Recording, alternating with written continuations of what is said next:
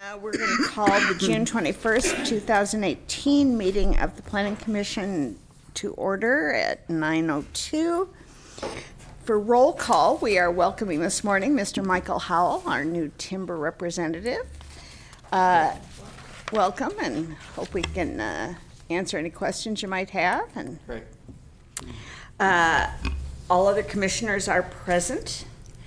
Do we have a determination of legal notice? All items have been properly noticed. Is there a director's report? Madam Chair, yes, a very brief one. First of all, I would like to welcome Michael Howell to the Planning Commission. He's our new timber representative appointed by the board this last Tuesday. And I'd like to ask Mr. Howell to just give us a little brief overview about himself. Sure. I've been a resident of Mendocino County now for 40-some years. Seems like a long time, but time flies. And I've been in the forestry business for that entire time. 10 of those years was with I don't know how many of you remember Masonite. Masonite had a timberlands division that was up in Calpella, and so we had a group of staff foresters. I was one of those.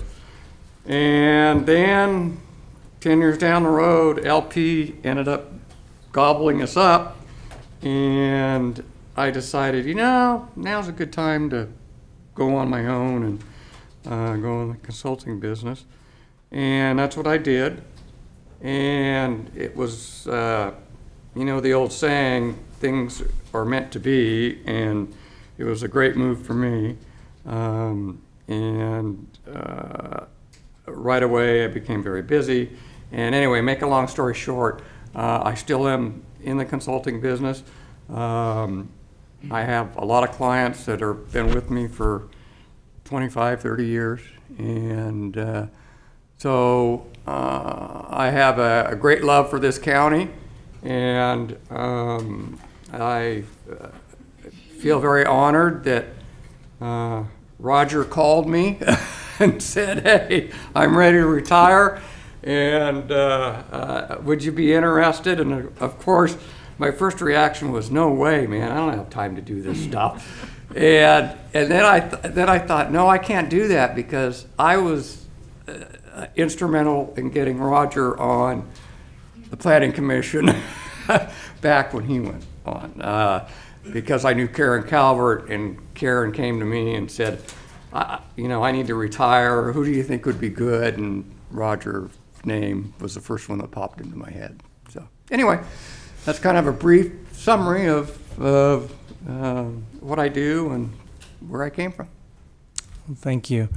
And Madam Chair, now that we are fully staffed at the Planning Commission, I would recommend that the Planning Commission talk about an appointment to the Airport Land Use Commission, because we have had a difficult time in trying to put together a quorum lately for items moving forward. So I'm just throwing that out now that we have the seats filled, that perhaps the Planning Commission can appoint a member to the ALUC.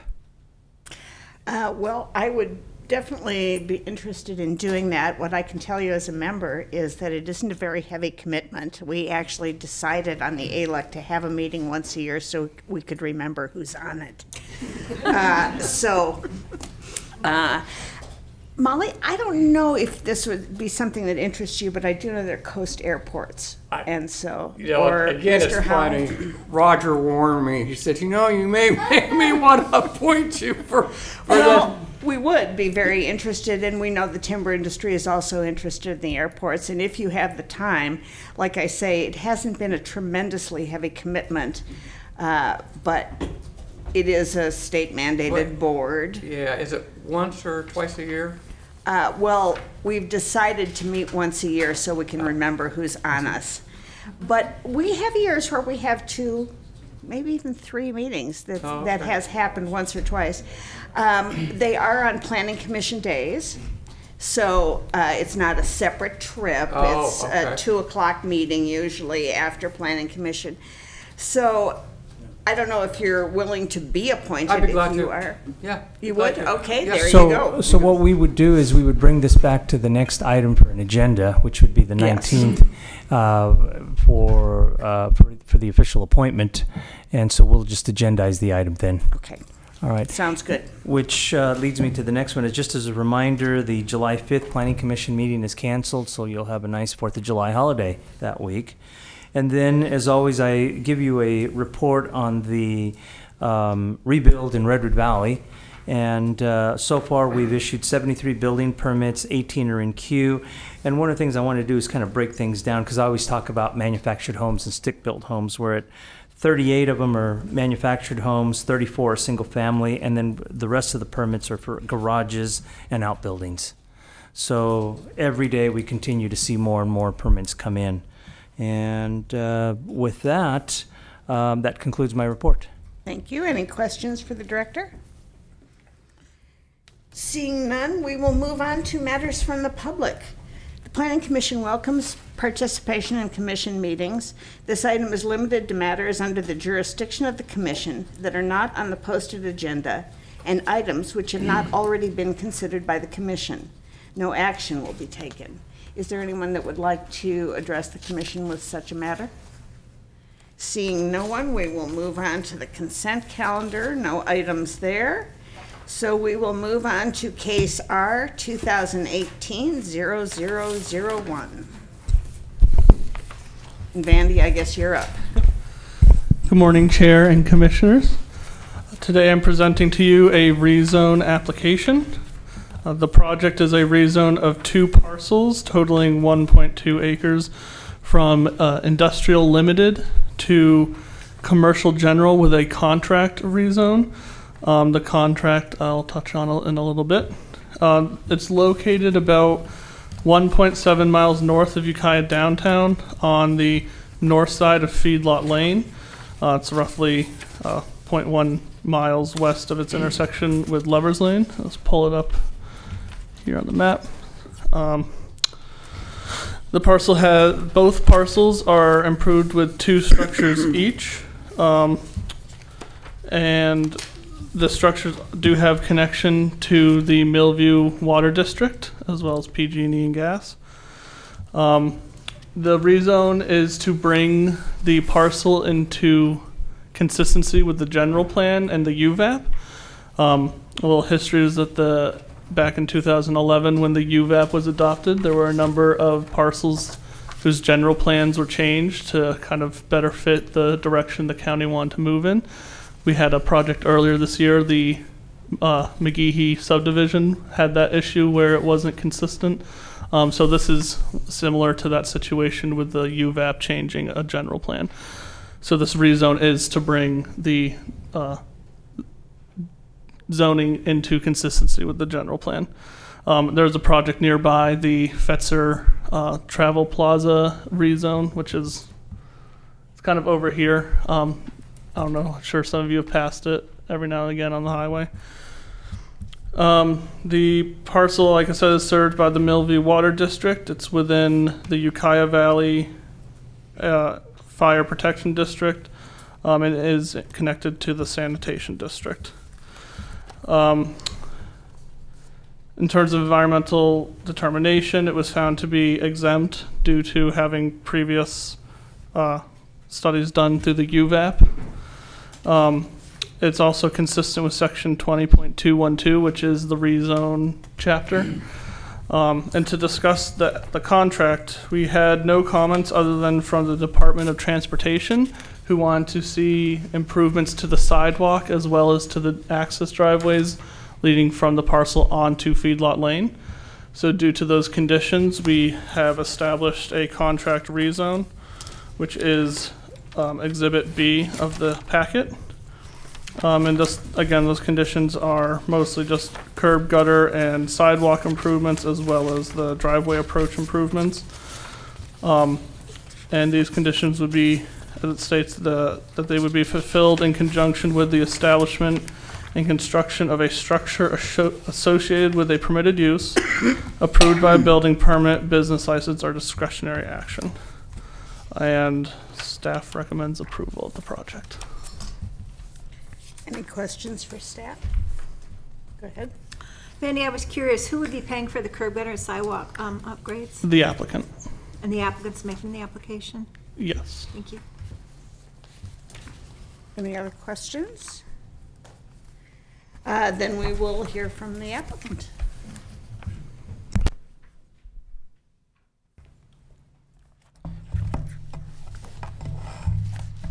Good morning, Madam Chair, Holcamp, and Commissioners. My name is Jordan Poole. I was born and raised in Ukiah. I've been in the real estate industry for 8 years, specifically focused on buying distressed properties and totally renovating them. 2 years ago, I purchased a subject property being rezoned, located at 120 and 140 Feedlot Lane. I've read the staff report and recommendation of staff for that commission to adopt the resolution. I've read the conditions associated with the rezone and specifically would like to address the contract rezone as it relates to the Department of Transportation's recommended conditions. I want to make you aware that I have every intention of installing the frontage improvements on my 2 lots. By imposing conditions which will require me to sign a contract, it will ensure you that this will get done.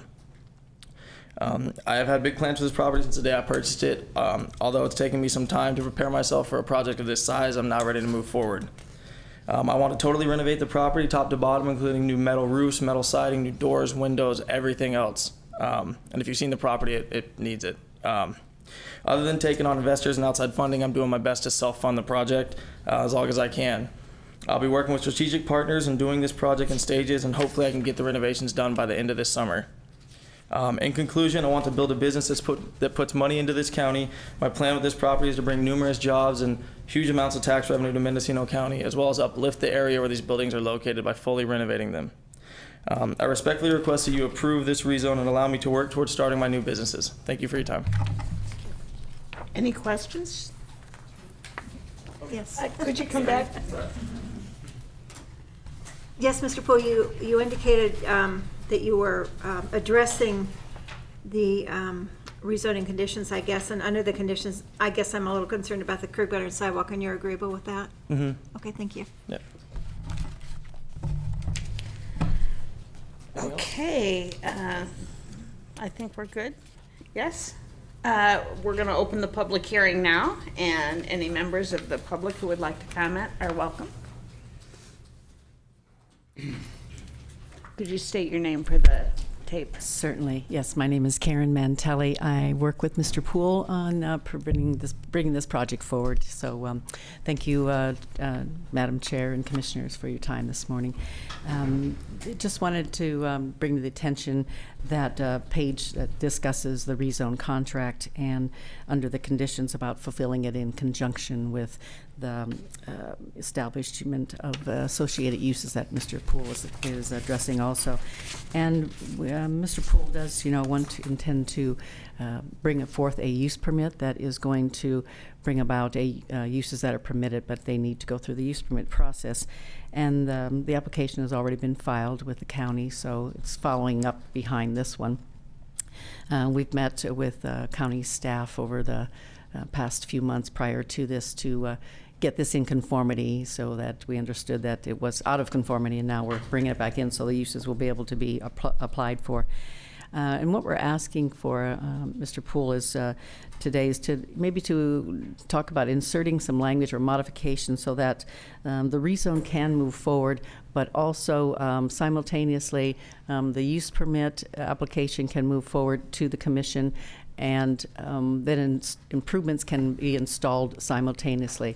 So as the rezone moves forward, the use permit could be heard, and then subsequently any building and tenant improvements that would be necessary for the use to start would be running simultaneously with making the improvements on the outside of his property.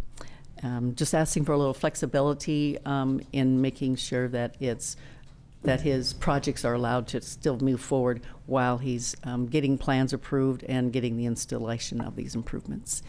So I've had a little discussion this morning earlier with the attorney about maybe modifying this condition, so I'll leave it at that, and we request that we move rezone forward, but also these other projects. Thank you. Thank you. Any other members of the public who would like to address this item? Seeing no one, we will close the public hearing and come back to the commission. I do have a question about the items that Ms. Mantelli just mentioned about what language or modifications you might suggest for us here. Thank you, Deputy County Counsel Matthew Kudrowski. In talking with the applicant and staff this morning, what we're focused on is the first paragraph under the header conditions on the contract for rezoning. It's currently written, I think, with an eye on already being fairly flexible. And my goal would be, if not today, then to get general direction from the commission to do this before the Board of Supervisors meeting to make this more specific. As it currently stands, it's trying to say that the conditions below must be fulfilled in conjunction with the establishment and construction of a structure associated with a permitted use approved by a building permit, business license, or discretionary action. And what we're looking at are there's three different kinds of things that could happen after the rezone goes through. The rezone will make certain types of uses available as a matter of right. So certain things could walk into there, and if they didn't need any kind of building permits to remodel the building, then the goal would be to say, before you get a business license approved, these frontage improvements must be completed. And that's the conditions trying to attach the earliest point possible down to the lowest level of potential approval by the county doing the frontage improvements. In the event they were doing remodeling, then they would attach in conjunction with those building permits. So the goal would be, if there's permits being applied for to remodel a building, at the same time we should be having permits and construction of the frontage improvements. Lastly, from the use permit side, it's just kind of tying loose ends together, because as part of a use permit, we could still attach conditions related to frontage improvements as well. So, and in talking with the applicant, I believe they're fine with this attaching at these different levels. And I've been trying to write out language this morning.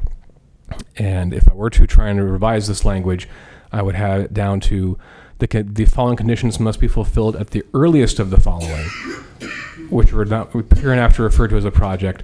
1, prior to the issuance of a business license located on the subject properties. 2, in conjunction with any building permits needed to construct or reconstruct any building on the subject properties.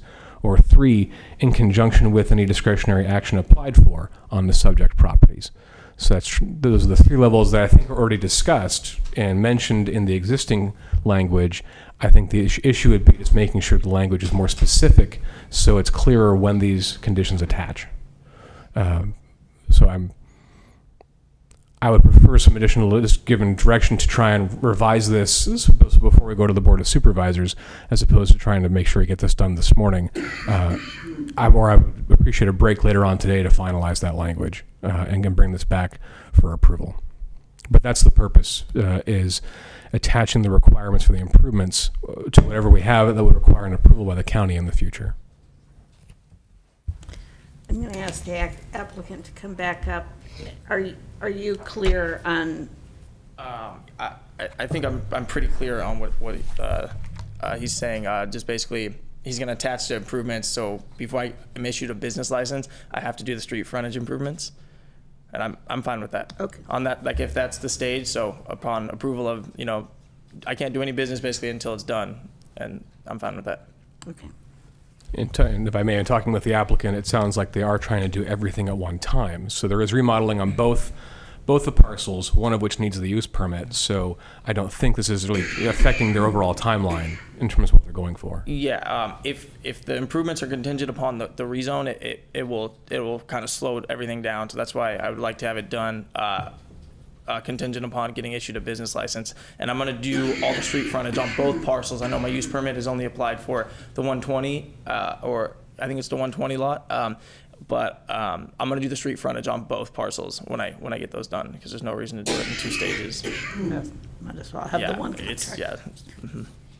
Okay, thank you. Any other questions from any commissioners? So what would be your preference for us to just say revise this before it goes to the Board of Supervisors? I think so. That would give me more time, so at least the applicant can see the language and review it actually physically in front of them or on a computer screen, and then make sure that I'm also typing things out in the Planning Commission is fun. But it's nice to have a little more time to make sure it's consistent with what's the rest of the document and make sure that they're also comfortable with final language. So, would you like us to table this until later in the meeting? You said you'd like it to work on it some more, or should we go ahead now? I think I have a couple comments on the form of the resolution and some language there, and then I think if we just attach some language either in the resolution or as by direction of the commission that staff is directed to revise the first paragraph in the conditions to clarify the language prior to the Board of Supervisors meeting. Given the discussion we've had here, if you're comfortable with that, that would be fine by me. Anybody else? Ready for a motion? Yeah, I'm not really clear about the motion. Did you want to change the recommendation then? Or did you want us to add something to it?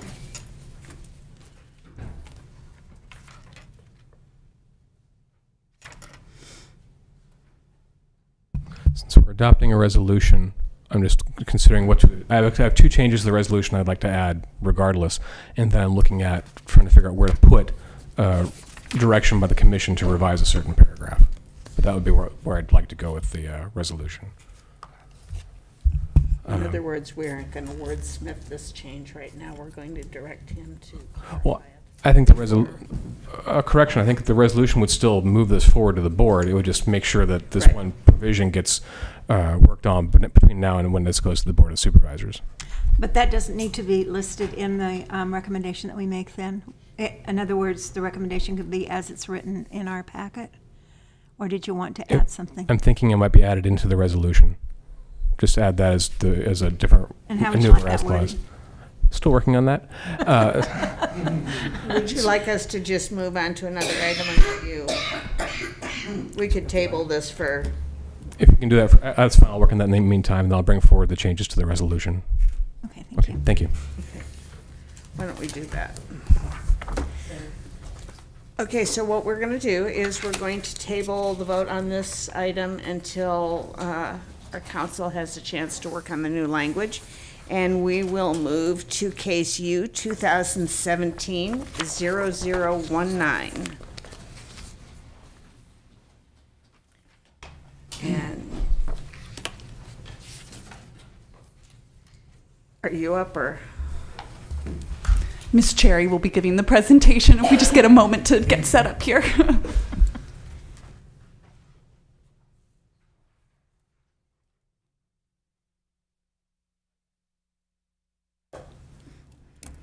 Sorry to spring it on you.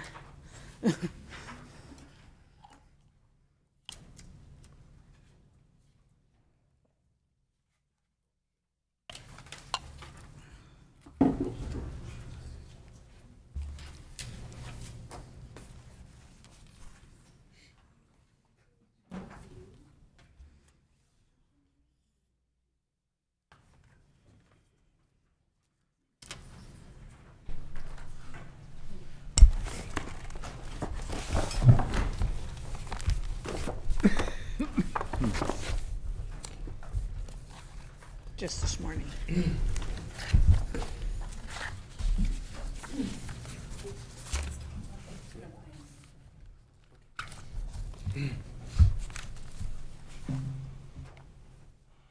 it the archaeological?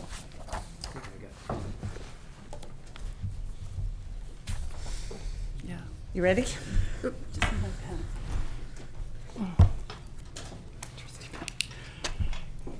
Good morning. Juliana Cherry, planner with Mendocino County Planning and Building Services. This morning, I'd like to present to you a proposed use permit for a change of use in the Ice House. The Ice House is a building that has long stood in the Noyo Harbor and was recently purchased by a business owner who operates a business on a nearby lot, Mr. Schnaubelt.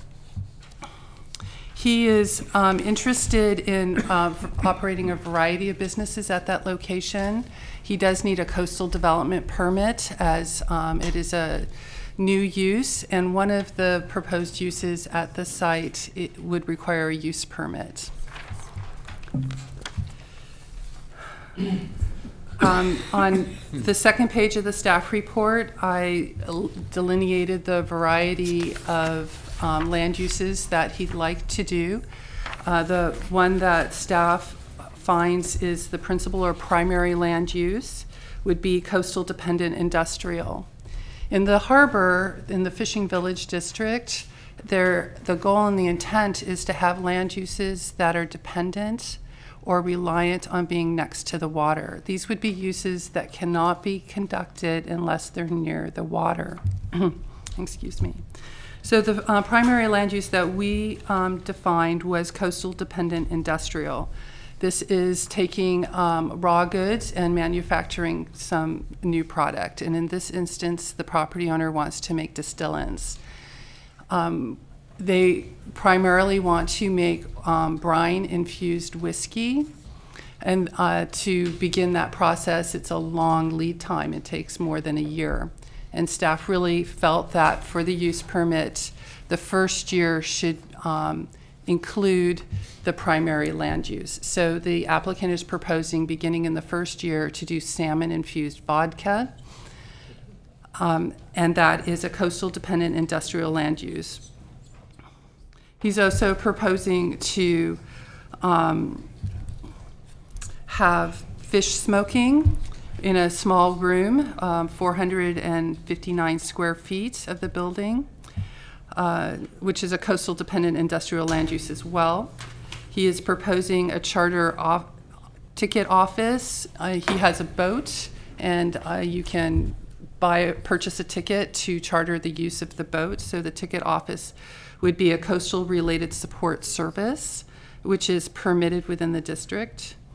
And food and beverage retail sales. He'd like to have a 675 square foot tasting room. The tasting room, staff is recommending that the hours be similar to other small food and beverage retail sales in the area, not like a supermarket, but like a small grocery store or a wine tasting room.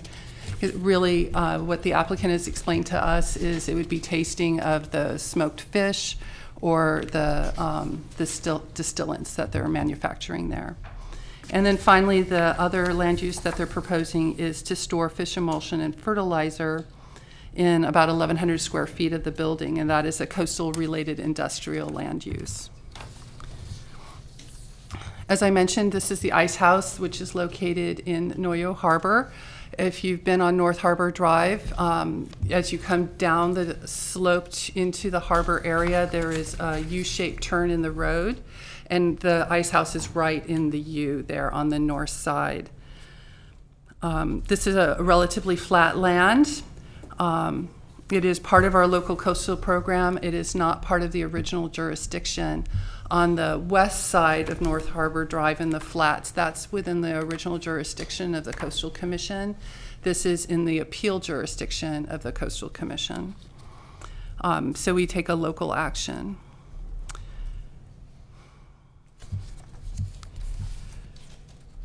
If you have questions about the land uses, I'm happy to provide more detail, but I think the staff report really covers that quite well. Yesterday, the applicant's agent had been working throughout the week with the Department of Transportation regarding parking. And this was the parking arrangement that is included in the staff report. And the Department of Transportation is not going to issue an encroachment permit for this type of parking arrangement. So we discussed this with the agent, and they have done some analysis on alternative parking ratios. Our zoning code is really very oblique in its parking calculations. For example, it's based on number of employees in some instances. So, you know, if you hire another employee, you need to provide an additional a different parking ratio. We would be happy to look at that and consider that the data as supporting alternative parking ratio. So I have here an image of it's not very good. It's on your memo though, on the dais. There's a thick packet for this project, and I believe it's one of the last pages includes a alternative design. Here it is, of the parking arrangement. And so you can't really see the lines, but they're proposing 5 parking spaces, and the packet provides for substantiation of that recommendation. And that would affect condition 14 in the resolution that's recommended by staff. As staff in the, when we prepared the recommendation, 10 spaces were what we felt were appropriate.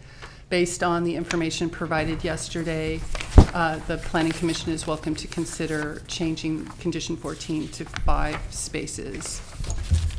Excuse me, you did only note condition 14, correct? Condition 14, 1-4.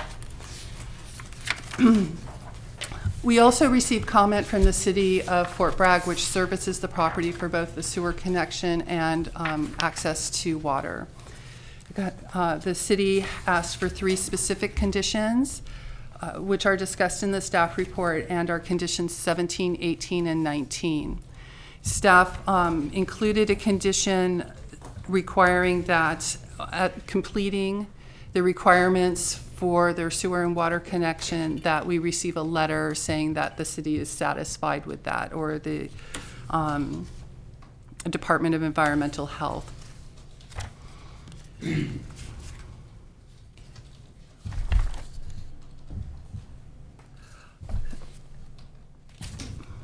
Then also we were a little concerned because the site is really built out. There is really only in the northeast corner here a small area for storage.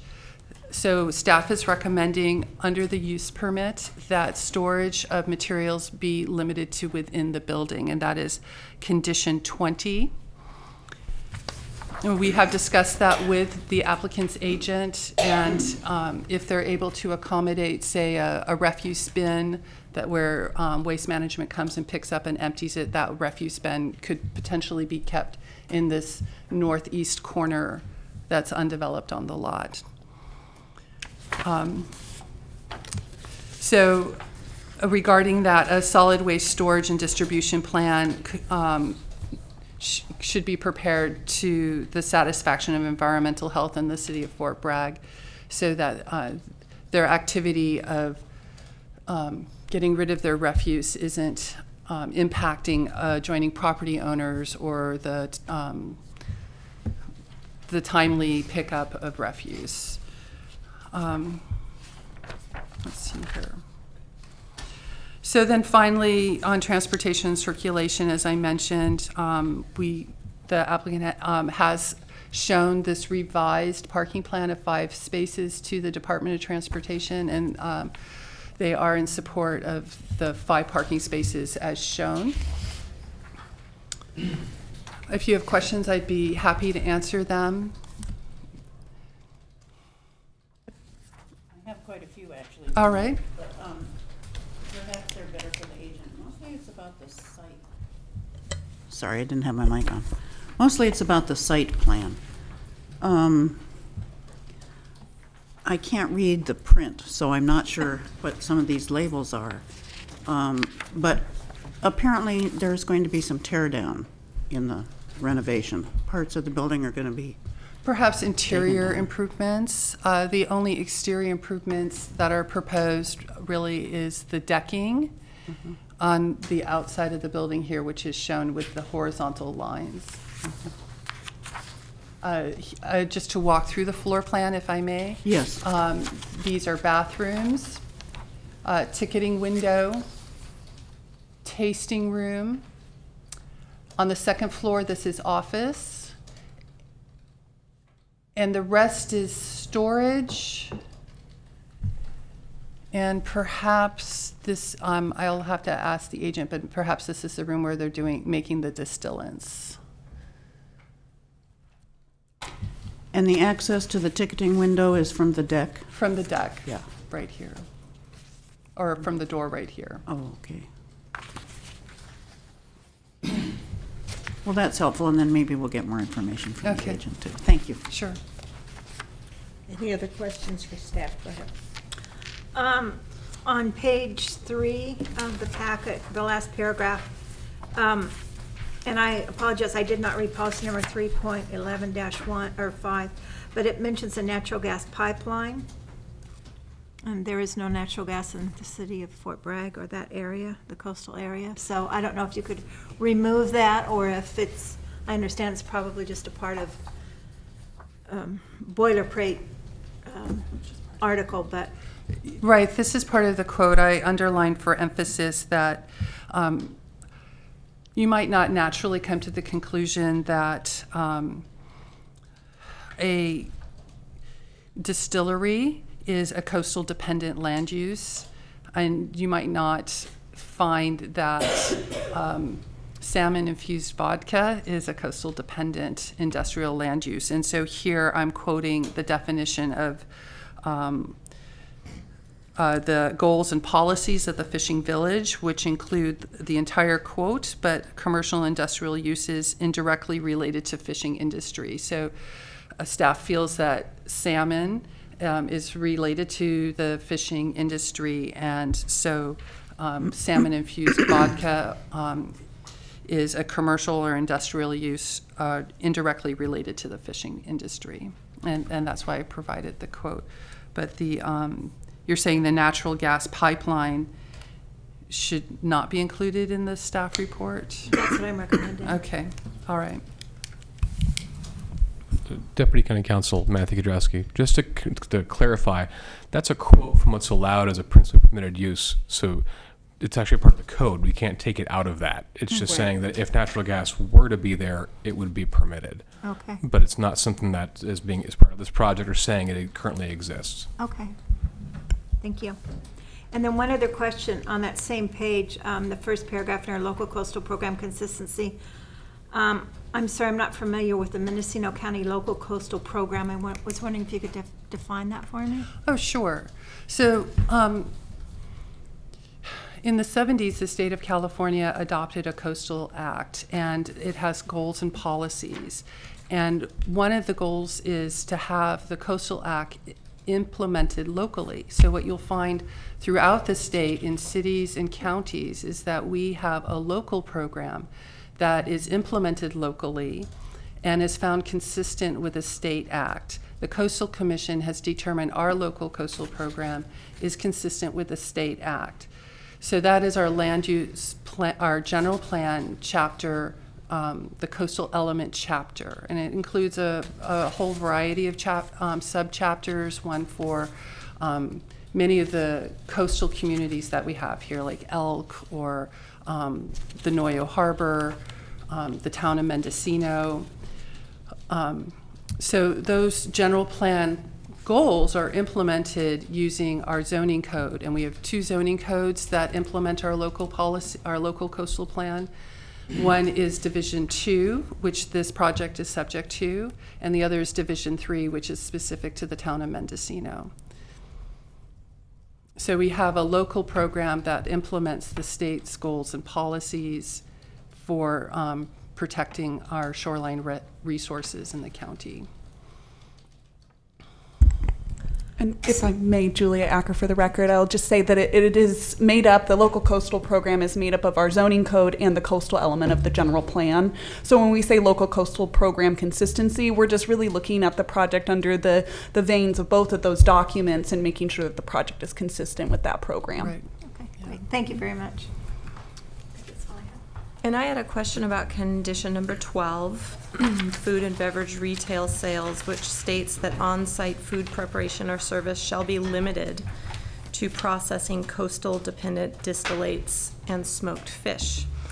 So my question is, that's really relating to the preparation, but not so much the service.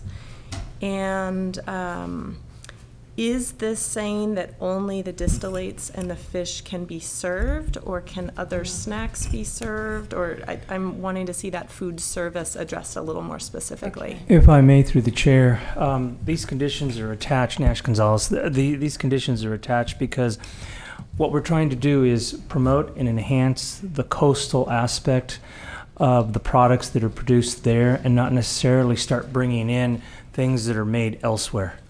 So the idea is that you want to promote the product that is produced at that location and sell that product that is produced at that location. So when you talk about snacks, we don't want this to turn into a retail sales convenience store. Or Yeah, a and- restaurant. Yeah, or a restaurant. Or a Yeah, restaurant, yes. understood. And I guess I'm taking each of these conditions seriously because if any of these are to be found in violation, then they could, lose their permit. And so this is reading a little bit non-specific to me because it's referencing that the service shall be limited to processing of those things, but it's not specific to what can be served. So example, when I've gone to tasting rooms, a lot of times there's palate cleansers available. Are those types of little palate cleansing table snacks going to be available, or would that be in violation of this Or condition? can they bring crackers in to serve their smoked fish on? Exactly. Well, this is Nash Gonzalez again. I would say that the condition is vague enough that could allow some latitude for that. So I wouldn't necessarily prohibit crackers in there or any palate food, but the condition is vague enough that would allow. It's just we're really trying to protect the food, the products that are produced there on site, and not necessarily create an opportunity that potato chips or anything else that is produced elsewhere is going to be sold there. You can have things that are complementary. The goal in the harbor really is to have the businesses to be dependent on their proximity to the ocean and the Noyo River. So the food and beverage retail sales, which is a very small use here, it's limited to a tasting room by the applicant.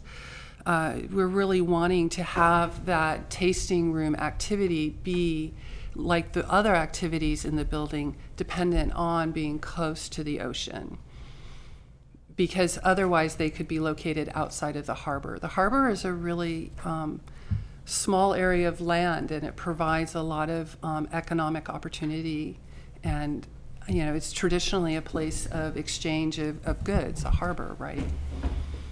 Great, thank you for that explanation. And so long as we all believe that it's written to be flexible enough to allow for salmon to be presented on a cracker, for instance. That is correct. I'm comfortable with that. Okay. Thank you. Any other questions for staff? If not, we would invite the applicant to come forward.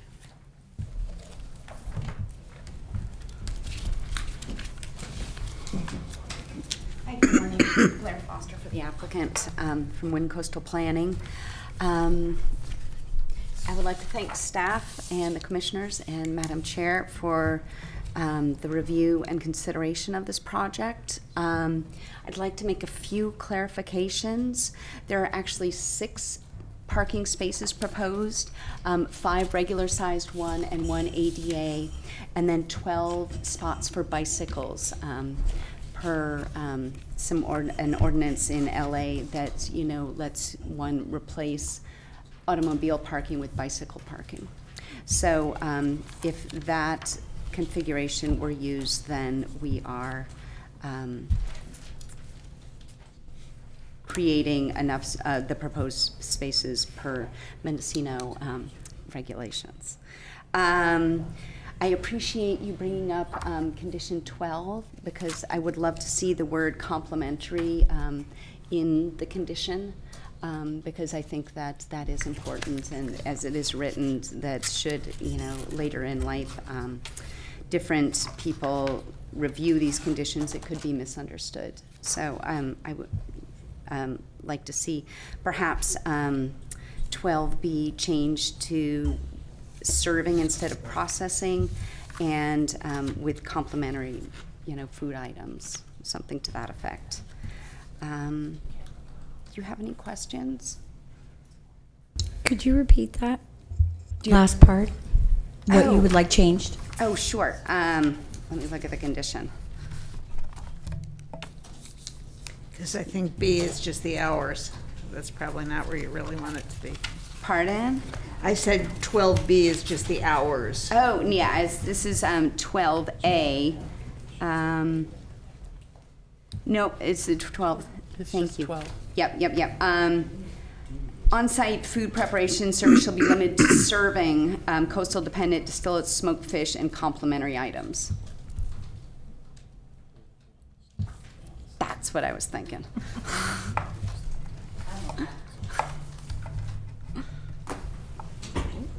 All right. Any other questions for the applicant?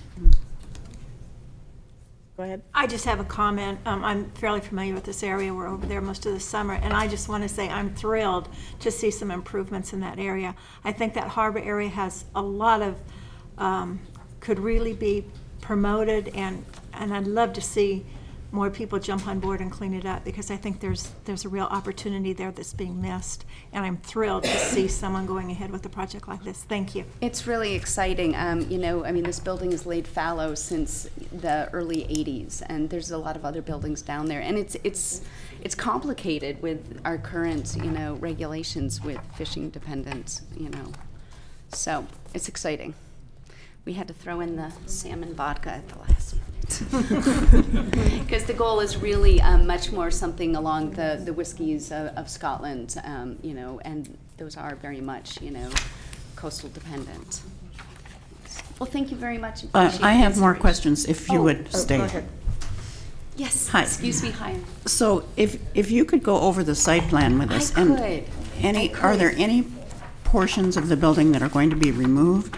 No. So it'll have the same footprint? Mr. Schnaubelt's even trying to, you know, restore and maintain the actual freezer as the ice, you know, as the ticket window. So there's, but to the exterior, no. In the interior, yes. And Ms. Cherry almost got all the uses correct. Right above the deck there, yeah, go north to the left. That's the tasting area for consumer. To the right there, that will be where the distillery is. Oh, okay. And then coming south, there will be the smoking and the ticket window, and then everything to the east is storage, both barrel storage and also for his complimentary fish emulsion and fertilizer storage. And the Tall Star is the boat across the street? Correct. Right. And so there'll be some foot traffic across the road buying the tickets over on this side of the road. There could be. There is the potential for that, yes. And it's such a confusing, parking is so confusing in the harbor, wonderful as it is. Yes. But, so in your revised plan, you've got 6 spots on the front side being south. There's 5 spots on the south side. 5. And then 1 spot to the north. Yeah, okay. Right, so you've eliminated that one that's to the west. We eliminated from the original plan 4 through 9 on the west because the Department of Transportation was very concerned about safety and installation of an encroachment and basically wouldn't approve anything. So then we brainstormed with the planning department. You know, there is the possibility and of the neighboring parcel. They were happy to create a reciprocal parking agreement, but that is not often in favor with the planning department here.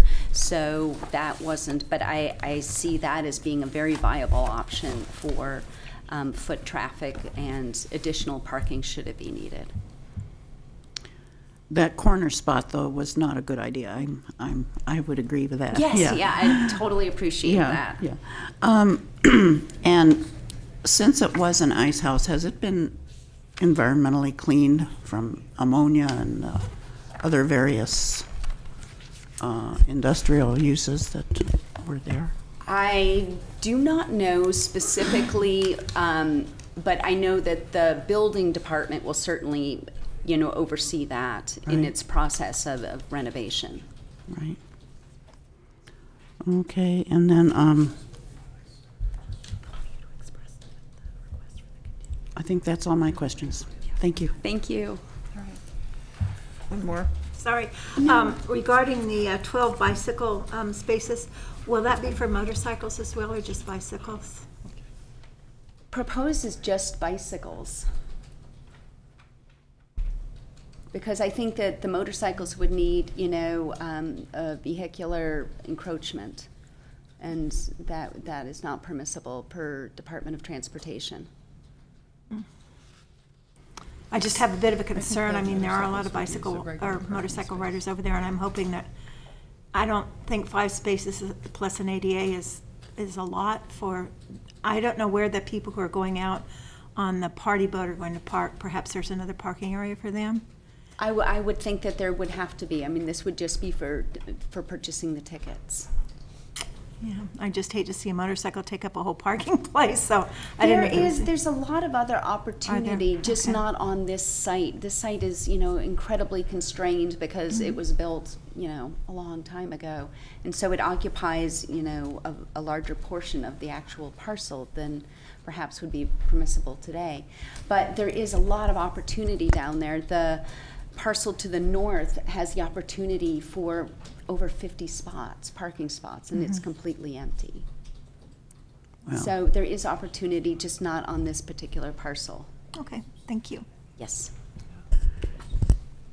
Well, I don't object to the bicycle parking. It's great whenever it can be provided, but I am so thankful that I pass very few bicycles coming down the road to the harbor and going up. I really do look forward to when our county is able to address the fishing village and improve it, and I agree.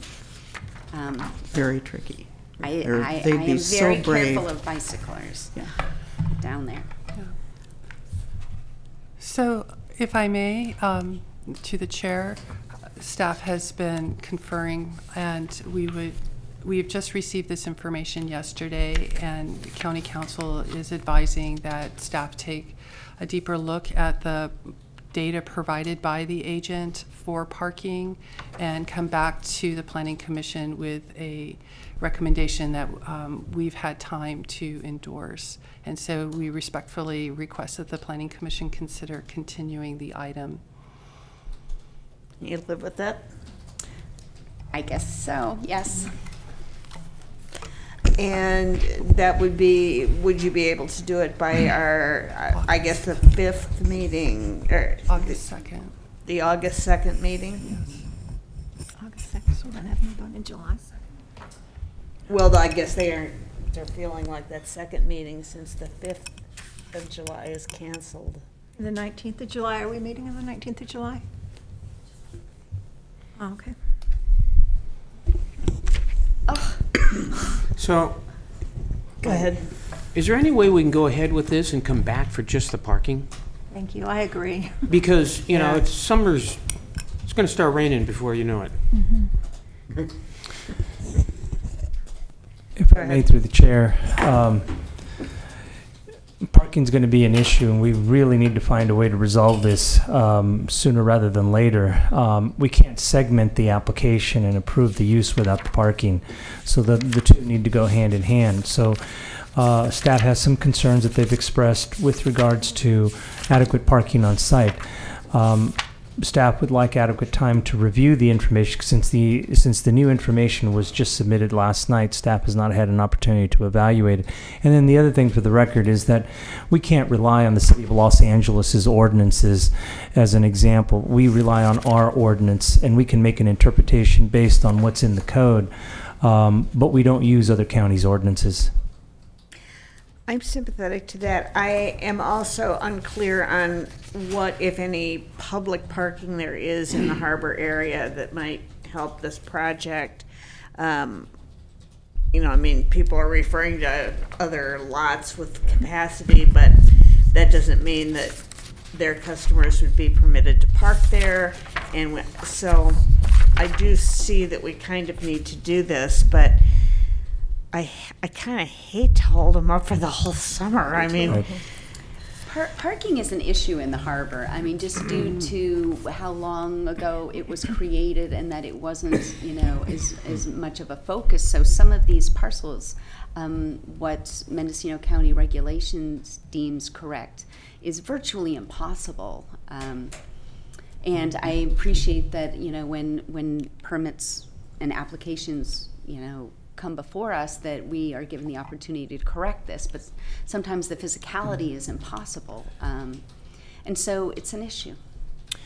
So if I may, you know, I'll throw out a couple different options. One is obviously there's a variance to parking, which I can't recall when the department has ever supported one, but there's always that opportunity to look at. The other one is reciprocal parking easements with adjacent parcels. Those can be considered, but again, these are things that the applicant's going to have to look at, bring back to us what is doable, what is workable. These are possible solutions so that you address the parking. And Blair is correct, parking is an issue in the harbor. Parking has been for a long time, and you have people parking on other people's property, and when that happens, there's disputes and there's towaways and so on. And what we're trying to do is not create or exacerbate the problem that's already there, but try to find a solution. And so we would work with the applicant to try to find that solution. I would like to say, though, that I did come to the planning department with a reciprocal parking agreement previously, and was informed that this county does not support reciprocal parking agreements, and that wasn't, and I provided, you know, the parcel owner to the north said, absolutely, you can rent, you know, my vacant lot, which is adjoining the ice house, and that provided over 50 spots. And I was told that that was not acceptable. So, well, we would be looking at all options at this point. But well, I agree, but if we're absolutely not going to consider any reciprocal things, then I'm not sure what continuing would exactly bring us, if you know what I mean. If I may, I'd like to confer with DOT. Is that something that we would be open to?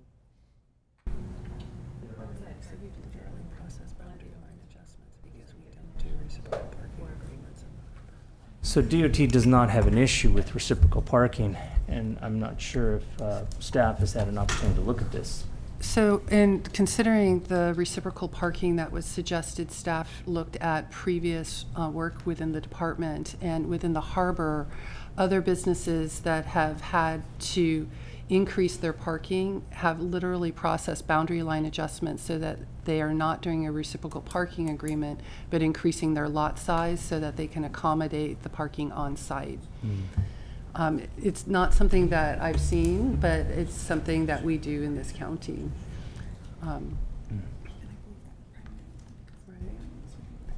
Yeah, and again, the issue is the variance issue comes up. And that's why the lot line adjustment process has been the issue that has been able to address the issue of parking.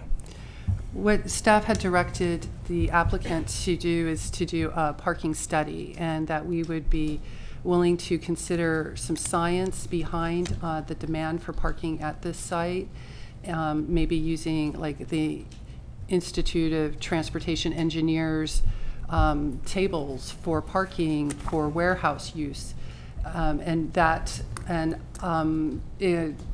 studies looking at parking next to warehouses, because this building is mostly a warehouse use, that kind of facts could inform deviating from our schedule of parking in our zoning code, because our schedule is based on number of employees within a building. For warehouse, it's 1 per 500 within a building. So there's almost 6 parking spaces required just for the warehouse use.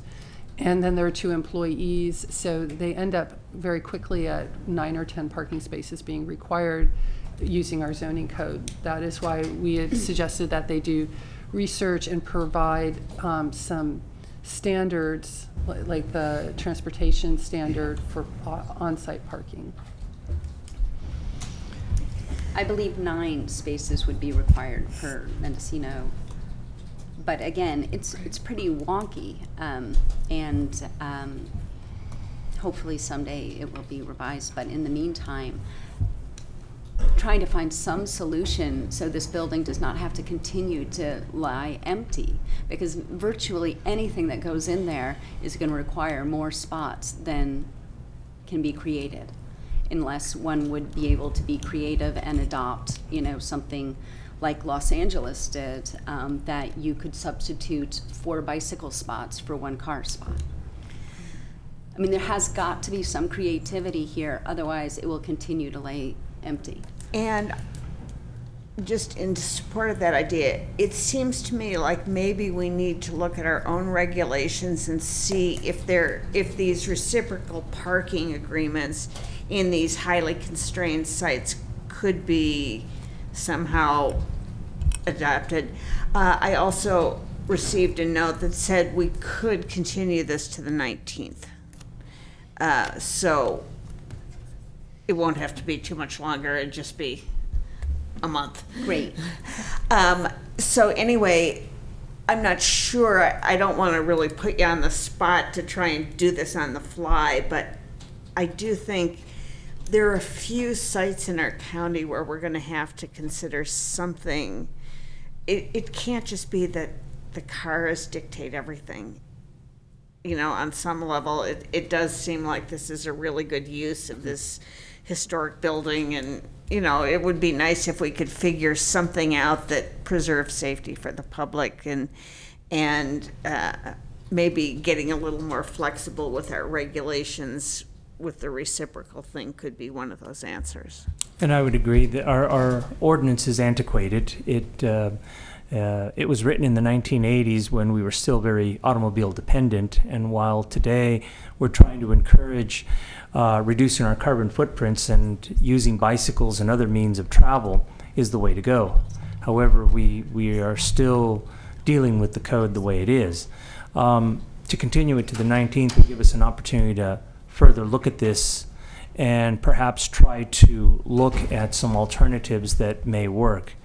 I don't think we're going to be able to come up with anything on the fly that actually works, because we'd have to see that the parking that's being proposed is adequate. Number 2, we would like to be able to make that finding in the resolution that the parking is adequate. Go ahead, Madam Chairman. I'd be willing to make a motion that we continue this till July 19th. Is that acceptable? That is acceptable. Is there a second for that I'll motion? second the motion. I don't think we need to do a roll call. All in favor? Aye. Aye. Aye. Just one comment, I do want to see it resolved by the 19th, though. I hate to put the onus on this applicant who's trying to improve that area and have her have to, or the applicant have to sit out another month, but I agree to it as long as the applicant does. I just hope that we definitely move ahead at that point and this issue is resolved, and perhaps, as Chair Holcamp mentioned, we can look at changing and updating the laws and rules that we have now. Good. Yeah, we have 2 competing almost interests here. We have the building getting renovated, which is wonderful, but then we have the parking issue in the harbor. So I think we have to have something that staff can approve before we can approve it. It's also, though, I will say, it's my hope that we won't have to apply for a variance with additional fees and, you know, a lengthy process again. If I may, through the chair, it is, staff is going to be looking at the reciprocal parking easement, because obviously the variance is the issue. It's not so much of the fees, it's being able to make the findings to approve the parking, which are very difficult. In all the years I've been with the county, I've not seen a parking variance approved because the findings can't be made. So putting that burden on the applicant is going to be somewhat difficult, but we'd like the opportunity to take a look at reciprocal easements, because we do understand that, number 1, we'd like to see this building put to good use. Number 2, we know that once a use is put into the building, it's actually going to work as an economic catalyst for the rest of the harbor. So we're all in favor of trying to move forward with something that'll work, but we need to be able to come up with some finding that basically determines that the parking is adequate. So that'll give us some opportunity to look at that. Okay, so this item has been continued.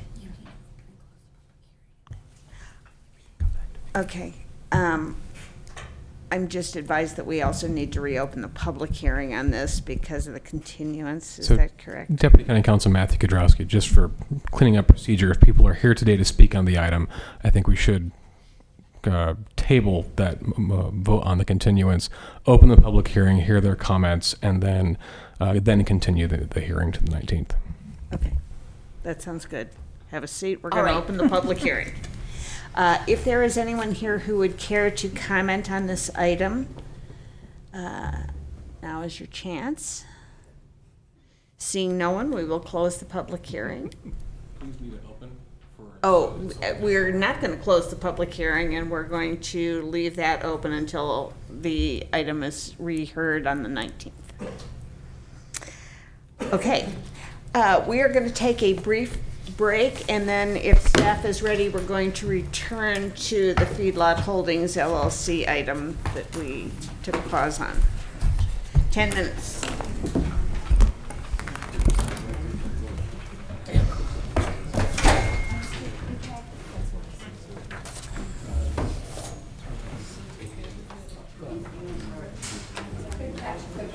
No.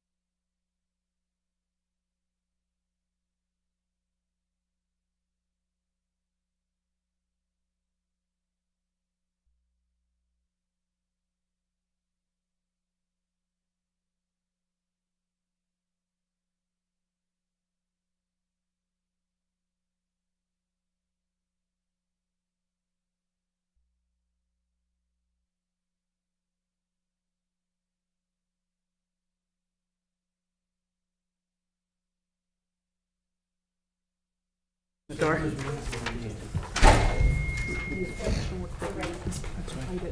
Okay, so we were wordsmithing a bit here.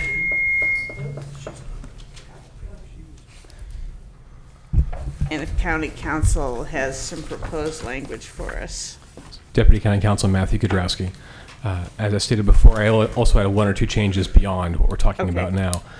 First change to the resolution would be in the title of the resolution. It currently reads that the Planning Commission is granting a rezone. That's the board that does that. So I'm recommending the language read, resolution of the Planning Commission, County of Mendocino, State of California, recommending the granting of a rezone, and then the rest can continue as is. Okay. Next item. The last whereas clause just has a cleanup change since I was here. Last whereas clause, the Planning Commission has had an opportunity to review this resolution and finds that it accurately sets, should be forth, the intentions of the Planning Commission regarding, it currently reads, and the project. I would delete the word and. I'm sorry, could you go over with it? Oh, okay, thank you. One more time. So changing the word for in that second line to forth, so it accurately sets forth the intentions of the Planning Commission, and deleting the word and at the end of the sentence so it reads regarding the project. Okay. And where was the fourth again? The first part of that second line. Oh, fourth, thank you. And the main change is the first be it further resolved clause. That I would revise that to read, be it further resolved that the Planning Commission recommends the Board of Supervisors grant the requested rezone subject to the contract rezone in Exhibit A attached hereto, provided that staff shall, prior to the Board of Supervisors hearing the rezone, revise the contract rezone to further clarify that the conditions are required to be met at the earliest of the issuance of a business license or in conjunction with any required building permit or discretionary action. And I will forward that text to the secretary as well. So the main goal is that if there is, the lowest level of approval is where something would have the frontage improvements attached. And the majority of the conditions are regarding road improvement work. So if there is just a business license applied for, then the other work, that would actually be put on hold until the work is done. If there are building permits applied for, we would ask the building permits to be also include the road improvement work. In talking with the applicant outside of the break, they were thinking about how they might be able to stage their permits. I think that's something we'll work on as part of this clarification language to see what flexibility we have in tying those together. But that's the overall goal, and I believe is to make sure the improvements come in at a certain point in time, and the applicants, I believe, are fine with this language. Okay. Any questions for staff on these matters? Other than I'm not really clear on the recommendation for the, I have part of it, but by resolution, could you read that to me again, please? By resolution, the Planning Commission. So I think the recommendation would then remain the same. Oh, okay. By resolution, the Planning Commission recommends to the board that they grant this rezone as proposed by the applicant based on the facts and findings and subject to, I guess I would change, conditions of approval to contract rezone. That's more accurate, but the resolution itself now includes this direction. So we were adopting the resolution, that's doing the work for you. Okay, so we can read the recommendation as it's stated, is that correct? Move the recommendation, but I would say subject to the contract rezone, not the conditions of approval. Okay, thank you. Thank you. Ready? I guess, yes. Any other questions before we proceed here? Okay, go ahead. Okay. I'd like to make the recommendation by resolution. The Planning Commission recommends to the Board of Supervisors to grant the rezone R2018-0001 for the project as proposed by the applicant based on the facts and findings subject to the contract rezone. Second. Got a motion and a second.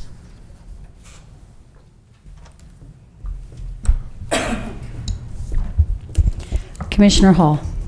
Yes. Commissioner Ogle. Yes. Commissioner Purnell. Yes.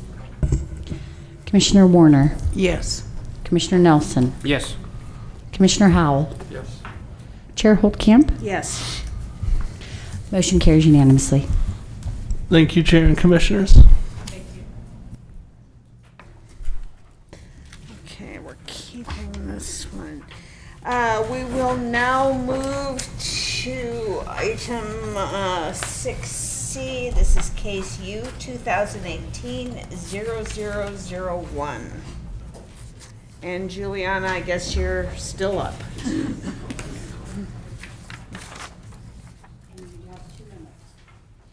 We got him.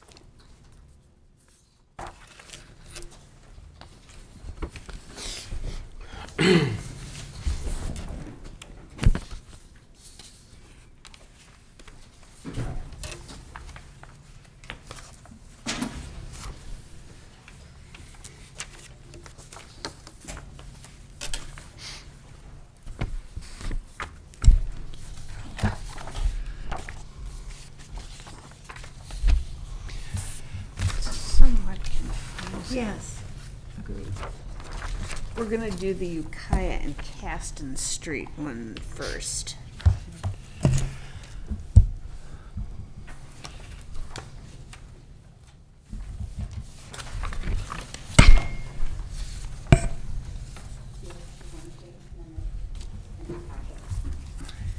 Yeah, it's just actually figuring out they're both numbered the same, you know what I mean? Well, one's U and one's UM, so are we doing U first? We're doing U first. We're doing U first. The UM is a modification of the use Gotcha. permit. We're doing first. Hit it. All right. Good morning again. Juliana Cherry, planner with Planning and Building Services. I'd like to present to you a project. It's a component of a larger project that we will be considering next, and it is a use permit to install connections between the existing wastewater treatment plant in the town of Mendocino and water storage tanks on the high school property in the town of Mendocino. The purpose of the connection is wastewater is treated at the wastewater treatment plant, and then it is distributed for non-potable uses throughout the town. The Mendocino City Community Services District has been given the opportunity to use some grant funds to upgrade their facility and to upgrade the distribution of recycled water.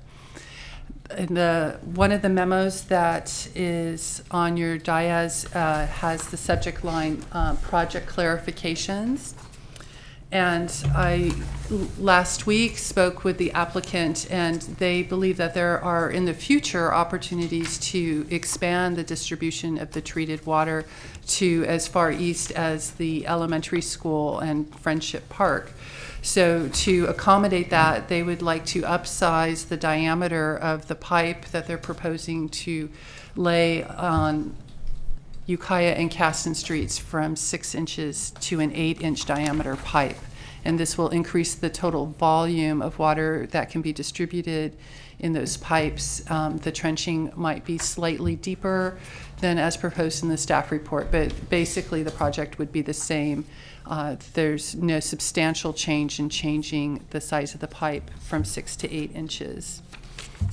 Since we're going over some of the memos up front, the other memo is the Archaeological Commission met last week and considered this project and accepted the survey report and its recommendations. And what impact that has on this project is that during the time that they're trenching and doing ground disturbing activity, someone would be on site to ensure that if any archaeological or historic cultural items are found, that they are addressed immediately.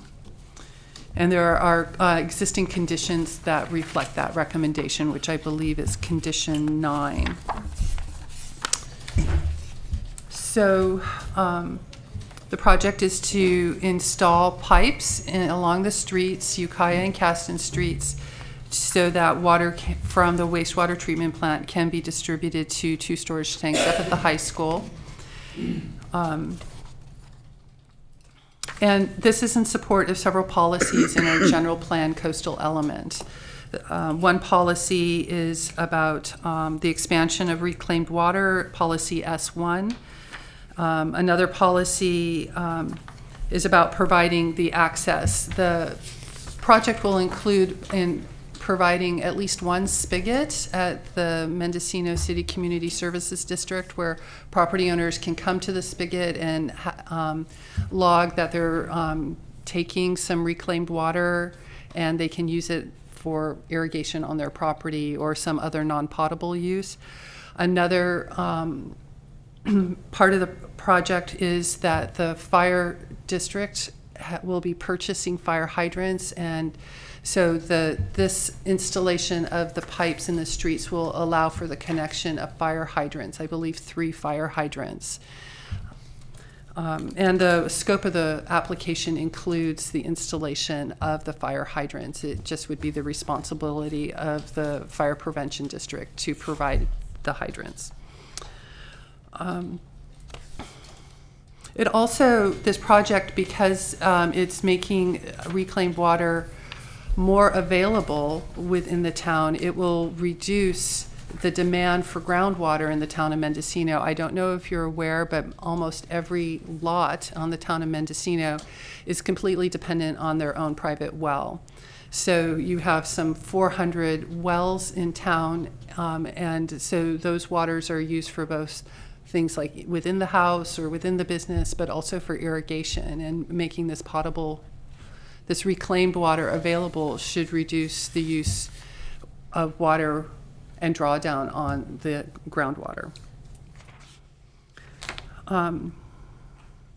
This project did go to the Mendocino Historical Review Board as part of the larger project that includes work on the Mendocino Community Services District property that we'll be considering next. And they found that the design of this proposal does harmonize within the community of the historic district. I do note that the Fire Protection District did provide a letter of support, which is included in the staff packet, I think just before the recommended resolution.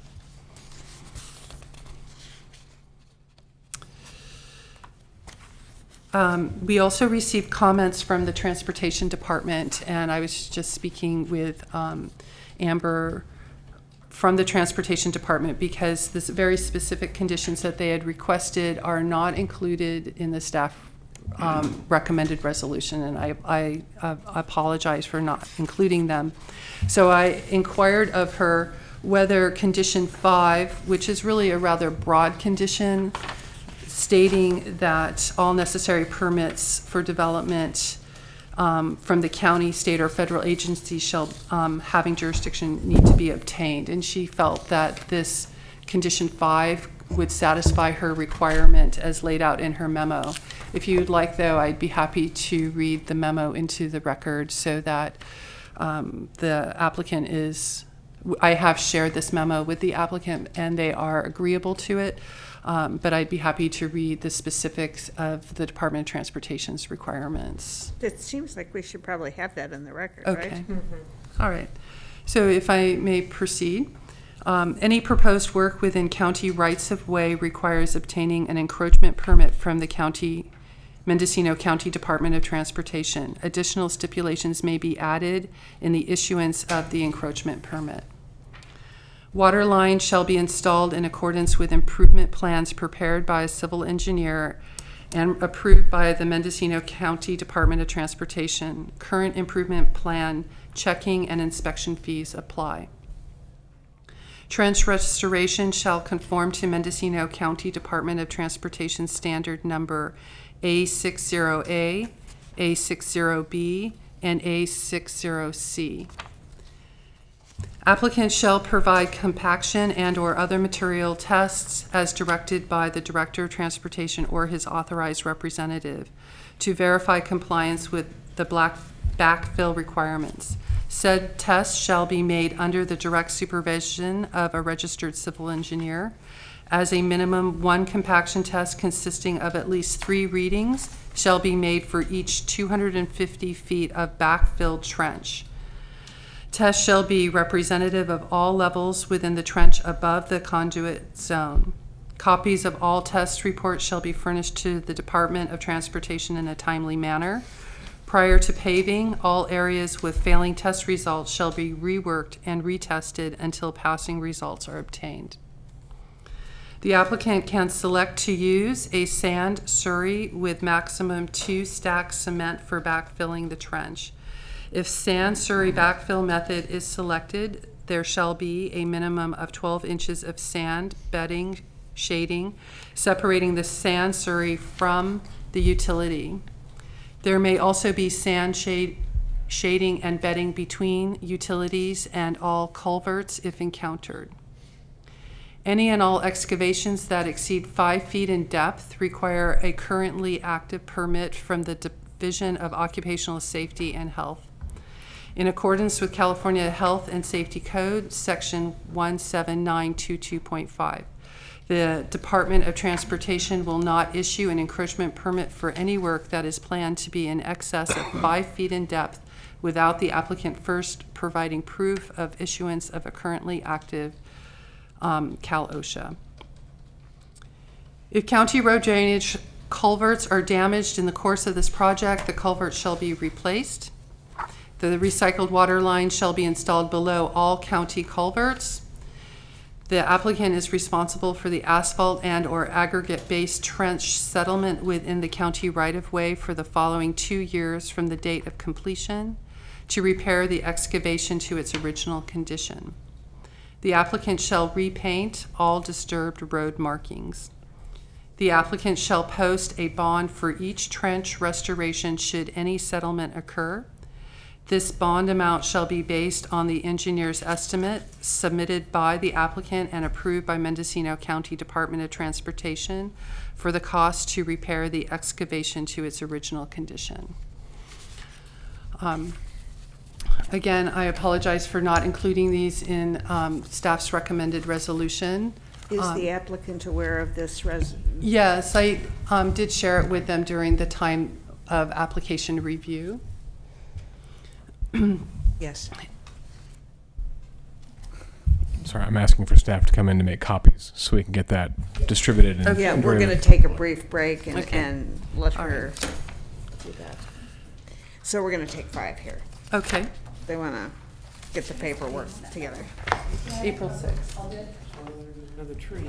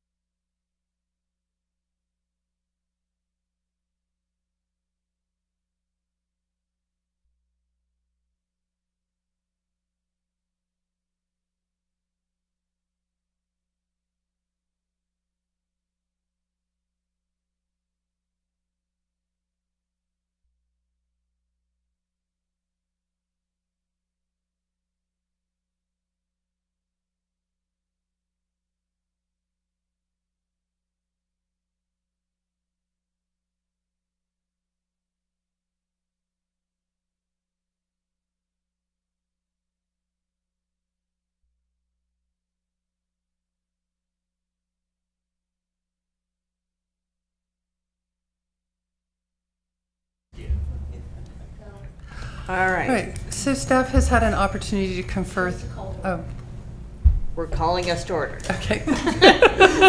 Thrilling, wasn't it?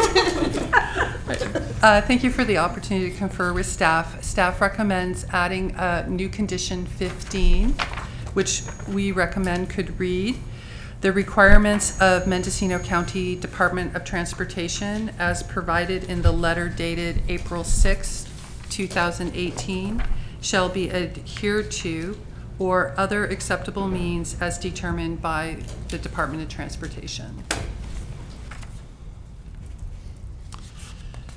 So up here on the slide, I have an overview of the town of Mendocino. Facing west is at the bottom of the page.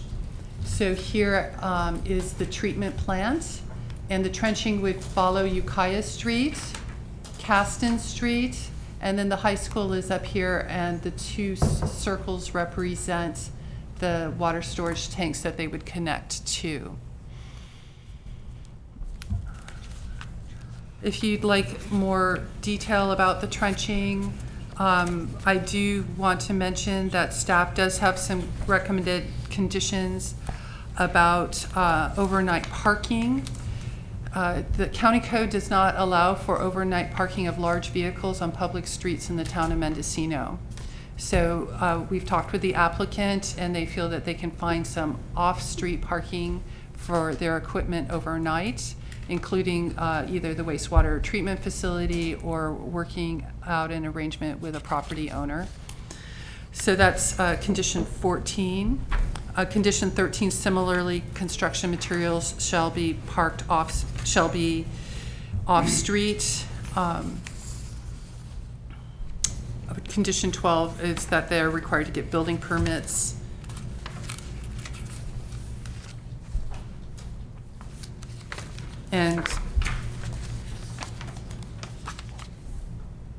And then condition 10 is that the condition 9 and 10 are from the Archaeological Commission meeting, that the people doing the work be aware of the requirements of both the MHRB permit and the Archaeological Commission recommendations, and that a Native American observer and archaeologist be present during work trenching. The applicant actually put forth these recommendations regarding the archaeological, having someone on site, so they are supportive of those conditions. Okay. Any questions for staff? I have a question for staff. I'm seeing that in this application, the site plan and elevations for this building that's going to be constructed are included, but I'm wondering if this is the time where we are going to discuss that building, or if it's in the next. The building is part of on-site work in the use modification, the next application. Next one. Okay, even though it's included in this packet, it's part of the next included in the packet item. Because the site elevations are part of the applicant's description of the project, and in the staff report, we do give a brief, although it did take a page and a half, a brief summary of the applicant's statement. I wanted the commission to have the opportunity to read their entire statement, which included exhibits. Thank you. I'll hold my comments. Okay. I have a question also. Sorry. Okay, go ahead. The staff. Under actually this this project as well as the next one, I see the date deemed complete is March 16th, 2018. Are we changing that? No, I did find the application complete as filed Okay, so in that's March. what that refers to. Thank Yeah. you. And the other concern I have is both in the condition 9 and in the memorandum that we received, at the applicant and or property owner's expense, about a Native American observer and an archaeologist be present. I don't know who the property owner, if there may be other property owners that would incur an expense they're not aware of. I guess that's a concern I have. So the property owners are represented in the application. They are state parks, the Unified School District, actually the Department of Transportation, the county, and I believe that the expense would be covered through the grant to do this work, and the grant is for Mendocino City Community Services District. So I think that this service district would provide for these costs through their grant funds. Okay, as long as private property owners aren't incurred an expense, then I'm comfortable with that. Thank you. Any other questions for staff? Okay, we'd be happy to hear from the applicant or their agent. Madam Chair, Commissioners, I'm Tom Herman. I'm with SHN Engineers. I'm here on behalf of the project to answer technical questions. I'm also here with Roger Schwartz, who is the president of Mendocino Community Services District, Howard Hawk, who is the vice president, and Mike Kelly, who is the district superintendent. Do you need spellings? Okay. As Juliana mentioned, this is a wonderful opportunity for the community. The USDA Rural Development has agreed to grant fund and extend a low-interest loan for this work. It is work that is very important both to the community and to the functionality of the plant itself. We have reviewed the conditions of approval, both the Planning Commission conditions of approval and the Department of Transportation conditions of approval, and are in agreement with all of those. And I guess I'm here to answer any questions you might have about this phase of the project. I presume there'll be other questions about the next phase. So if you have any questions or if there's anything I can clarify, please let me know. Any questions? I just had one. Do you know if there's been any identification of places for the vehicles to park overnight? We've discussed this with the superintendent for Mendocino City Community Services District, and they feel that there is ample room on site to, in a very temporary way, to house the construction equipment. Okay, good. Thanks. However, I might add, the contractor has the latitude to either do that or make an arrangement with a private property owner to do that. But they will be required to be off-site, right. Off-street. Yeah. Off-street. Right. And I do have some questions about the water. And because it seems like there's new tanks being added for treated gray water storage. What is currently happening with that water today before the project? The applicant, the Mendocino City Community Services District, is obligated by its permit to comply with Title 22.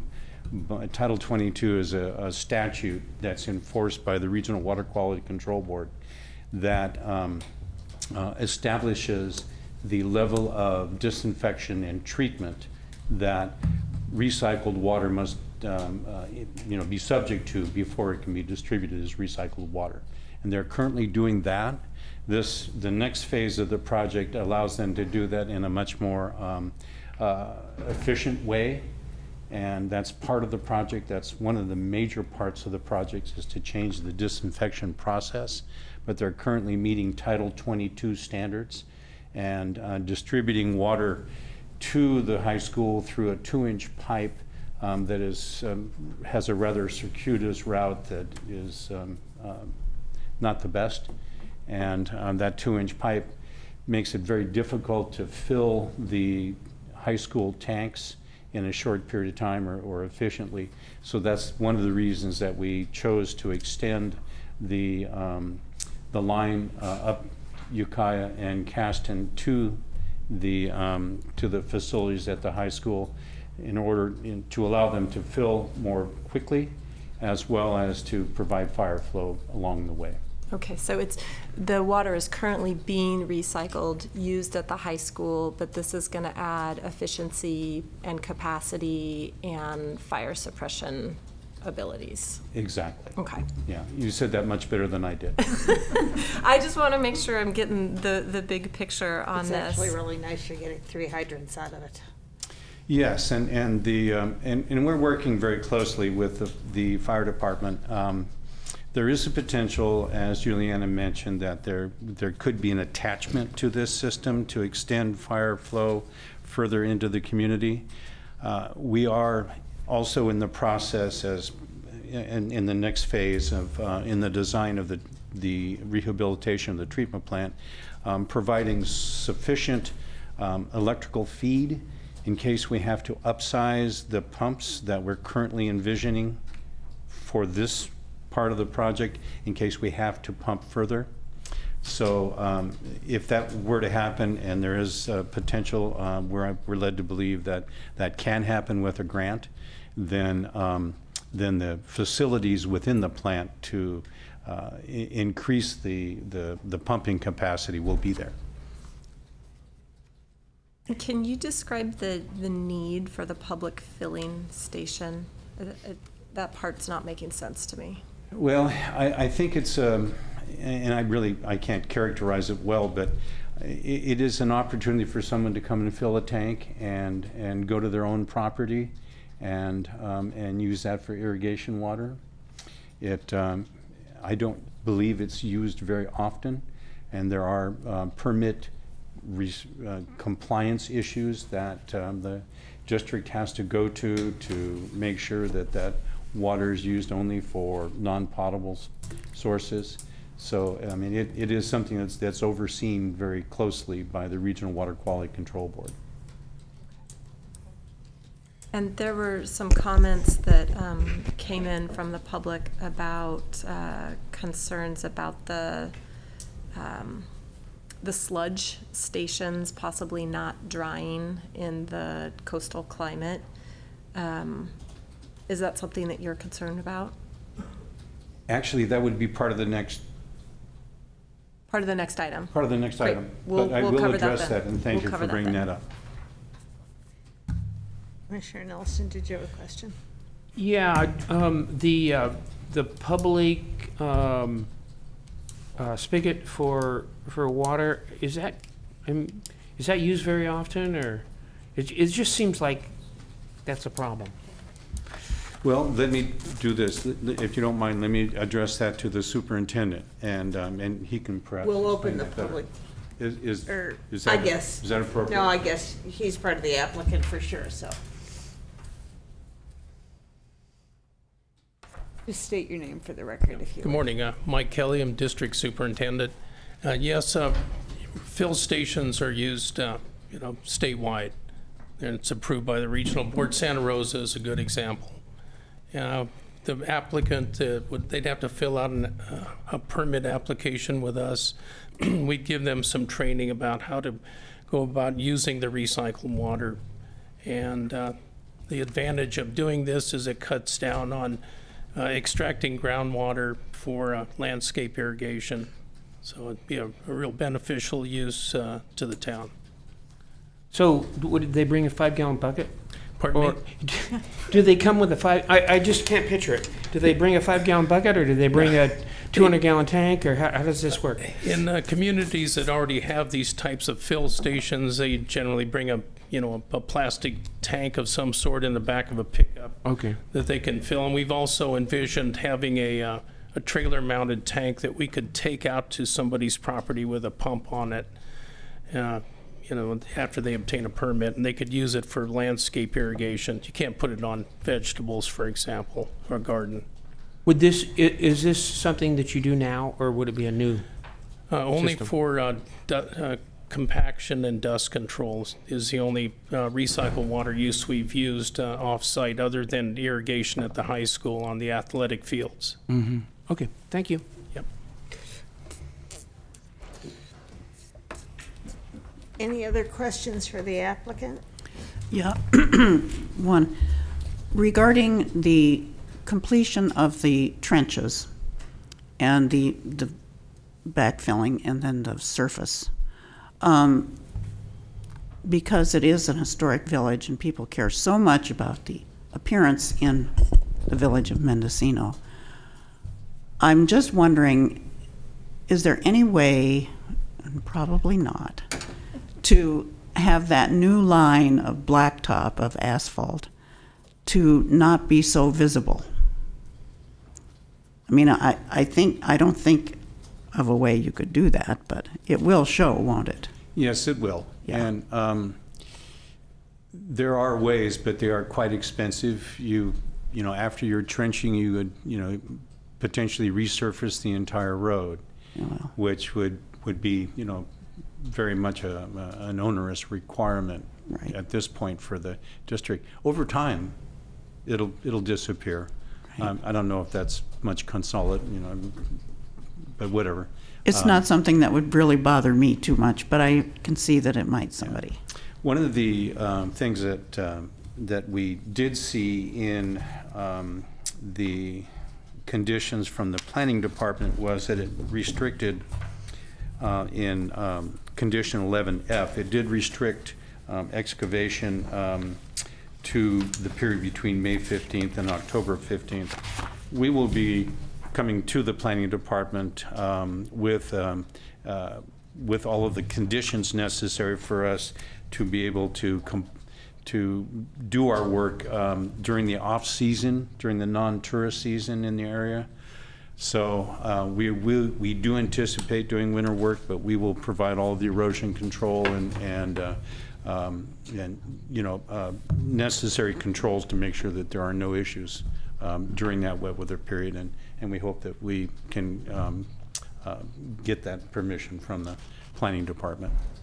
Actually, DOT has really encouraged us to work in the off-season if we can. Yeah, I could see that. Probably make it a lot more acceptable in the community too. Right. Well, that's the, you know, I mean, we understand and appreciate that the level of tourism that the community has during the summer months, and we want to try to impact that as little as possible. Okay. Any other questions for the applicant? Thank you. Thank you. We will now open the public hearing. If there are members of the public who would care to address this item, this would be the time. Seeing none, I think we are ready. Are you ready? I have a question first. Did you do the public hearing? I did. Oh. You didn't see that? You blinked. I guess it's a question for County Council in view of what we just heard from Mr. Herman. Do we need to revise 11F regarding the dates of construction?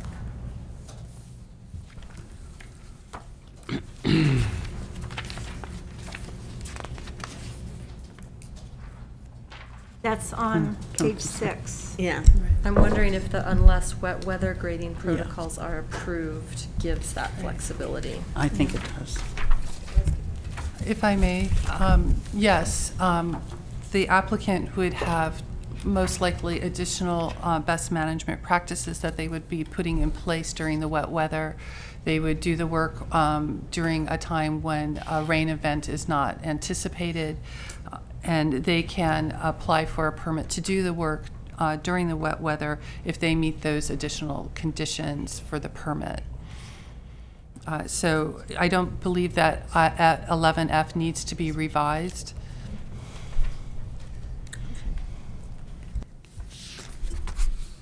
Do you have anything to say about that, Mr. Kudrowski? Sorry, Deputy County Counsel Matthew Kudrowski. My only comment was, if I was hearing correctly, the people were talking about the off-season as opposed to the wet season.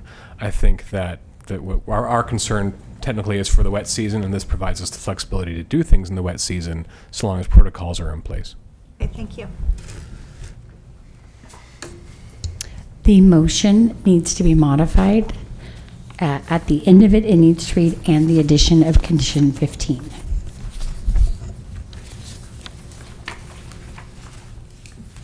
Victoria, did you include the diameter of the pipe in there?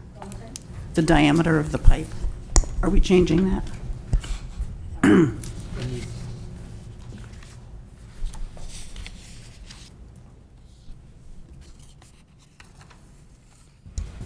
What condition is that? Actually, I'm not sure if it's a condition or just the description. Well, it was in the memorandum. It is, but I'm not sure if it's in here in the conditions. My understanding, that was not modifying a condition, that we just added a condition. Okay. Well, we get that we're adding 15, but are we changing any other condition for the pipe diameter? That would go to the staff planner.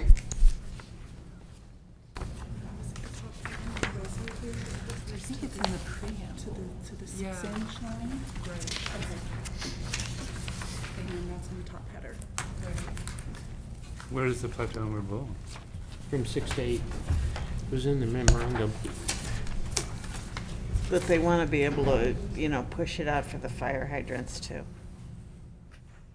They wanted the bigger diameter for the fire prevention. Which is great in my mind. Yeah. I would think that would make everybody's property quite a bit more valuable. Yeah.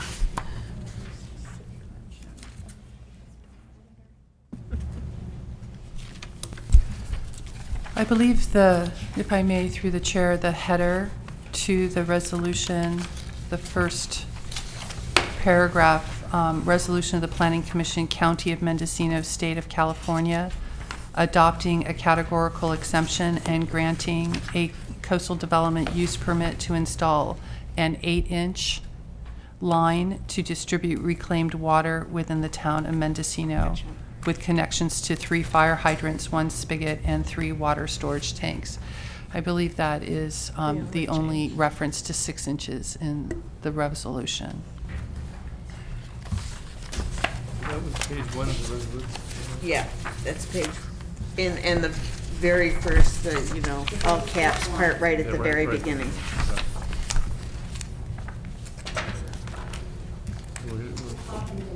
We just added 6, 8 there, okay.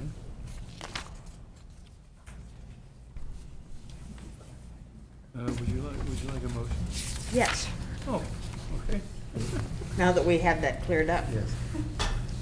By resolution, the Planning Commission adopts a categorical exemption and grants a major use permit U1991-035 for the project, as proposed by the applicant based on the facts and findings and subject to the conditions of approval. All in there, dude. Sorry. That's all I can do to read this. And additionally,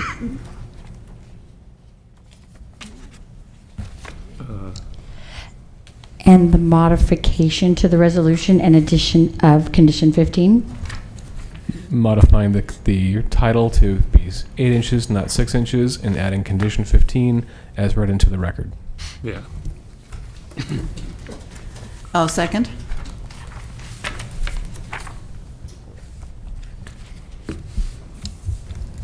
Commissioner Warner? Yes. Commissioner Hall? Yes. Commissioner Howell? Yes. Commissioner Nelson? Yes. Commissioner Ogle? Yes. Commissioner Purnell? Yes. Chair Holdcamp? Yes. Motion carries unanimously. Okay.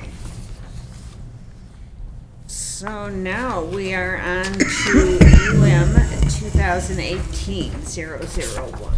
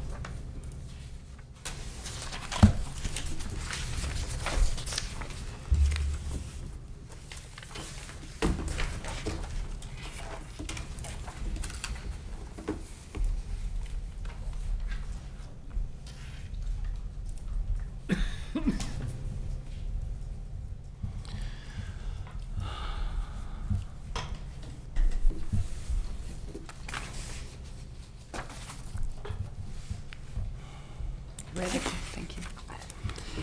Juliana Cherry, planner with Mendocino County Planning and Building Services. It's my pleasure to present a modification to an existing coastal use permit at a Mendocino City Community Services District. The applicant requests to modify a 1991 use permit to construct an underground 50,000-gallon water storage tank with connections to on-site and off-site recycled water distribution system, to construct a 1,000-square-foot building, and other ancillary site improvements. The MCCSD is proposing to upgrade, repair, and replace components of their existing wastewater treatment facility. The project comprises of 2 applications, the one that we just considered and the one under discussion now. Some of the proposed repairs and or replacement of equipment do not require a modification to the original use permit, and the proposed water storage tank, new building, and some on-site improvements would modify the 1991 use permit. Therefore, the applicant requests the Planning Commission grant the requested modifications and approve the proposed improvements to the water treatment facility. The site, which really isn't very well seen here on the screen, is located on lands owned by the Mendocino Headlands State Park. It is located between the urban setting of the town, which is to the right or east on this image, and is surrounded by open space state park lands to the north, west, and south. It is a wastewater treatment facility that is entirely enclosed by fencing. The existing development includes an equalization basin. Let's see. This image here is of the site plan. There's an equalization basement. This edge here is to the west. Here's the equalization basin. An overflow pond. A fuel oil tank. Propane and potable water storage tanks. A garage. Dryer building, press building, control building, treatment unit, influent wet well, drying beds, and a shed. This shed is proposed to be removed. This use at this location does require a conditional use permit, and as I mentioned, this is a modification to a previously approved use permit.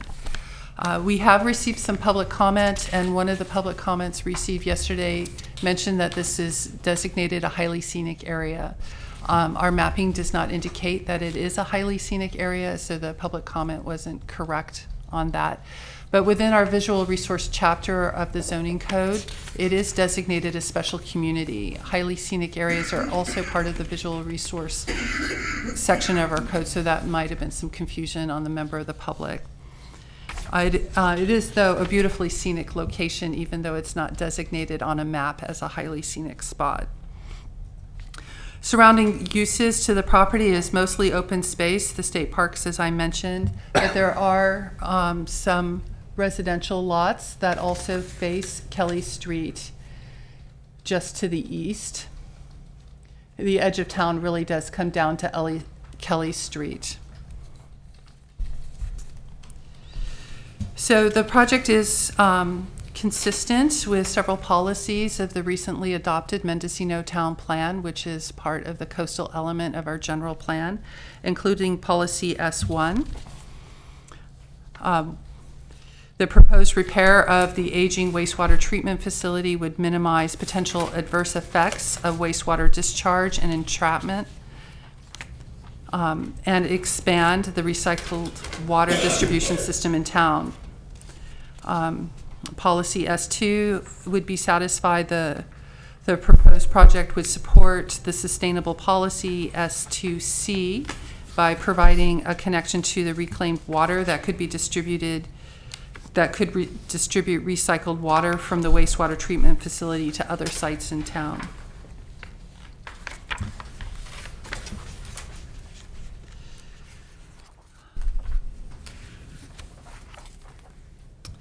So staff wanted to provide some clarification regarding the proposal, and because there's an existing 1991 use permit and its modification in 2003.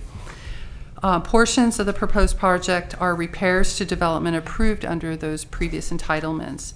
The proposed rehabilitation of the existing sludge dry bed liners, drains and access ramps, and the proposed replacement of the equalization basin liner is really repair and maintenance of existing facilities. The proposed interior improvements, installation of a filter backwash control panel, or the construction of the ADA compliant meeting room is really interior improvements to existing permitted buildings. These would not change conditions of approving use permit 1991-35, use permit modification 2003-02, or coastal development permit 1991-106W. The applicant does request, though, to modify their use permit by expanding the existing land use to include an on-site reclamation of treated water.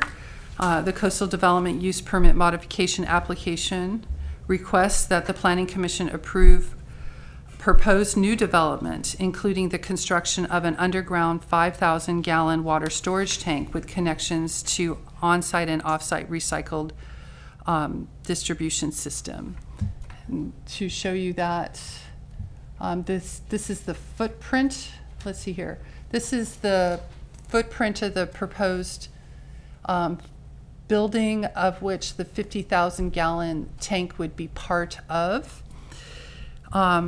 And in speaking last week with the applicant, there seems to be a cost-saving opportunity that they're exploring with their licensing to see if it would be possible for them to have the chlorine contact chamber, which is separate from the 50,000-gallon water storage tank, to have that contact happen in the 50,000-gallon water storage tank, so that they don't need to have the separate chlorine contact chamber. And they're awaiting approval from their licensing to proceed with that. So that might be a project modification that they would be pursuing if they are granted the licensing.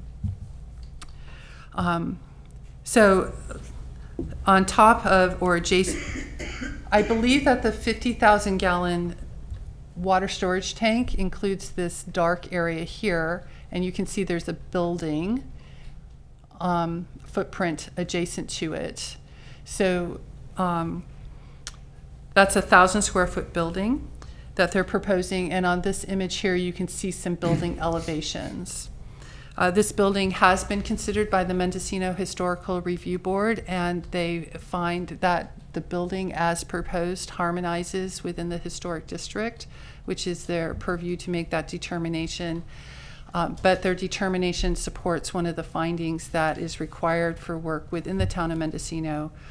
So in adopting the resolution, that finding is included as one of the extra findings for granting a use permit. They're also proposing to install some small signs to delineate the proposed on-site parking areas and minor changes to an existing building exterior, the press building. As proposed, the site improvements do meet the development requirements of the Mendocino Town Zoning Code that was just recently adopted last fall.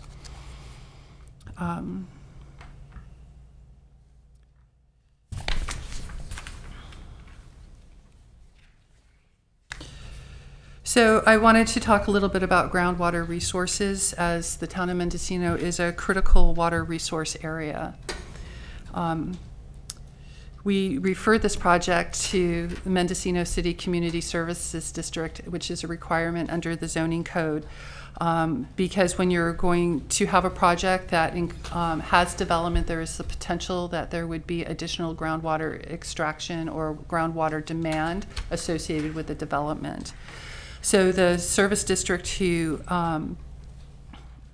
oversees groundwater hydraulic replied to our request for comments and stated that the development would not affect hydraulic hydrologically contiguous wells, which is one of the findings that we need to make in considering development in the town of Mendocino.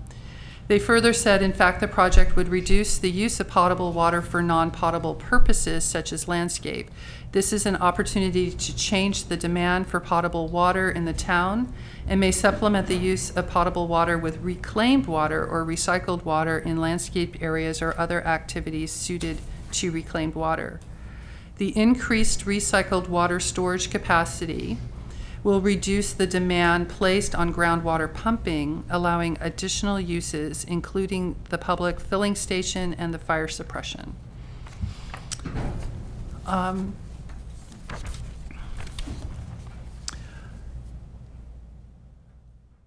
So then also the environmental determination. Staff is recommending that previously with the 1991 use permit, the Mendocino City Community Services Board of Directors adopted a negative declaration. They found that there were no impacts associated with their proposed development, and the Planning Commission approved the negative declaration in 1991. And then in 2002, they reaffirmed that. Staff finds at this time, they recommend that no further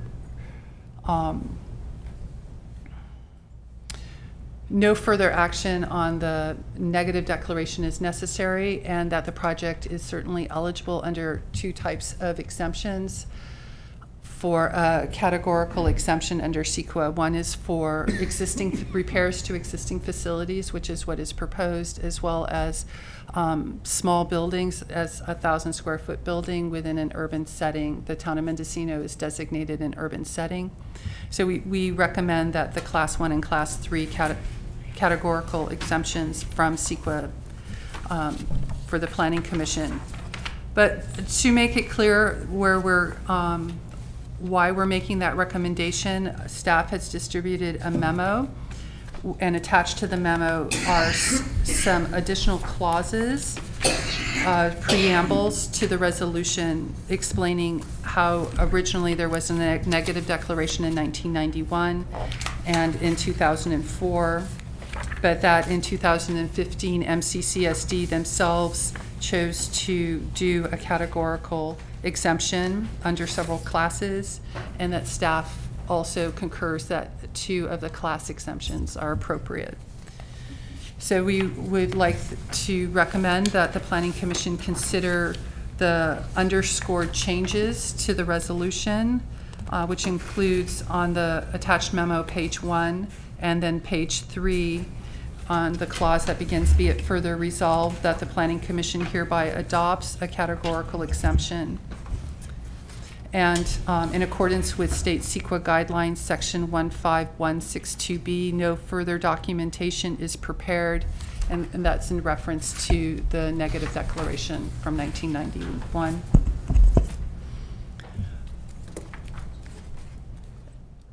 And then that follows on page 5 of the memo, and the bottom of page 4, the finding number 4 is repeated.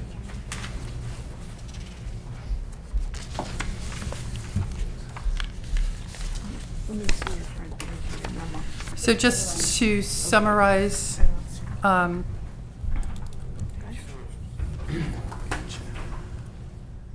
again, I'm sorry. So the bottom of page 4 and 5 of the memo includes a list of findings, and we're recommending modifications to finding 4 to clarify staff's recommendation for the categorical exclusion.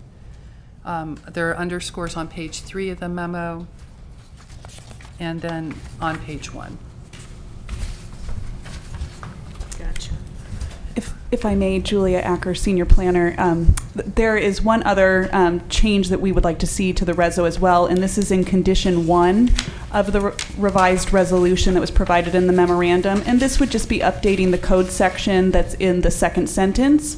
It currently reads 20.536.010, and that code section should actually read 20.728.015. Thank you, Julia. So to be clear, we would be modifying finding 4 and condition 1 only. That is correct. And some of the preambles.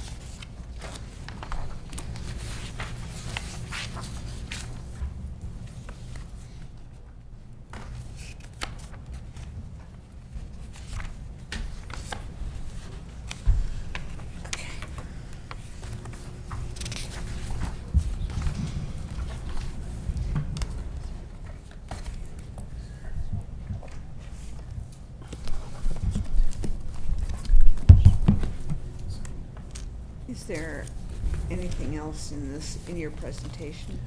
I'm sorry, I was just wanting to double check Oh. the reference to 720 because the new zoning code 728015. If I may, through the chair, we'd like to ask for just about 5 minutes as well, too, to just go through the resolution, make sure we catch any other outstanding items. That way we can come back with one complete set here. For Mr. Kudrowski, should we proceed with a public hearing while you're doing all that? We can certainly open the public hearing, and we'll see how many people desire to speak on it. And then after that, before we do a motion, if we could take it no more than 5 minutes. So if there are, I will open the public hearing, and if there are members of the public that wish to address this item, we would be pleased to hear you now. Here's a hard copy of what she was saying. Because you're probably aware of all these changes that are Yes. working on. Again, Tom Herman with SHN on behalf of MCCSD. I'm here actually to answer any technical questions. I know you have some, and as submitted, the revised resolution and conditions of approval are also fully acceptable to us at this point. If there are any questions, I can provide some history and some background to the design elements of what we're doing. I know And Commissioner Purnell had some questions for this item, right? I did, and it looks like those questions may be addressed in this memorandum that I have not had time to review very thoroughly, but I do see that the CSD provided a memo.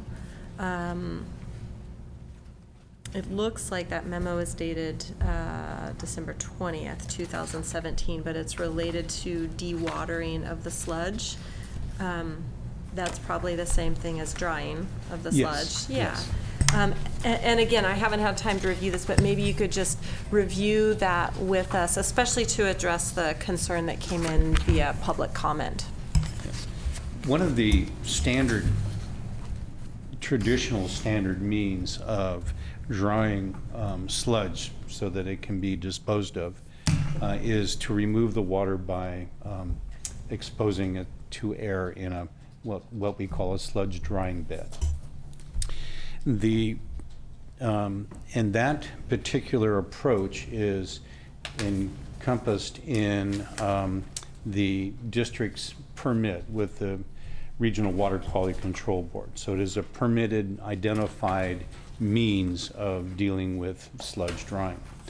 However, in Mendocino and on the coast, there are perhaps not as many solar days that will allow you that to be effective. So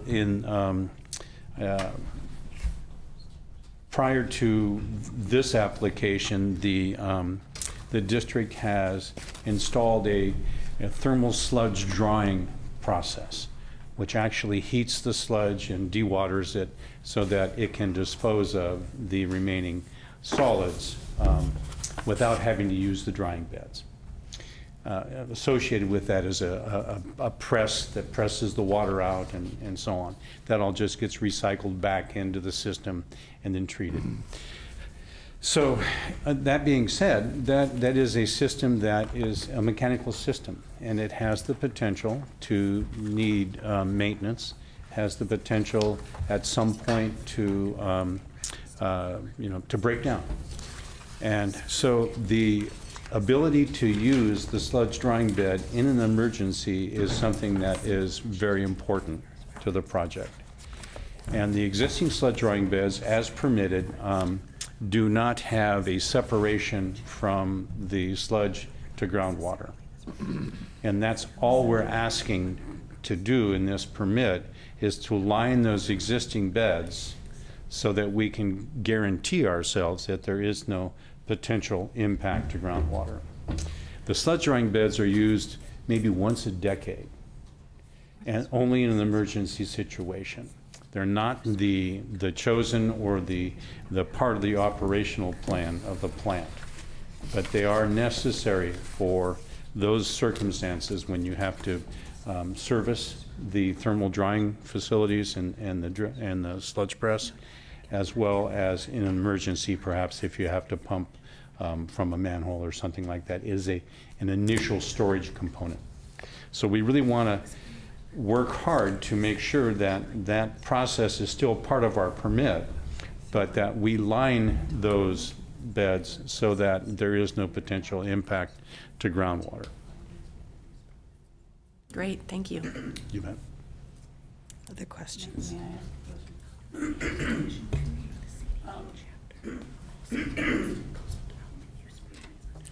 Does the water still filter through and get collected? It does. It does. There's a collection system that simply returns it back into the plant for additional treatment. Yeah. Just as if it was influent into the plant. Right. But, you know, we just want to make sure we capture it all. Right. Any other questions of the applicant? Okay, thank you. Thank you. And we will open the public hearing at this point, and if there are members of the public who would like to speak to this item, this would be the time. So I would just say, rather than referencing the code section, I'll still just leave the final statement about the as conditioned. Seeing no one, we will close the public hearing. And we will have just a few more minutes of recess while staff completes revisions. 7th inning stretch. Sketch sounds good. Just striking them.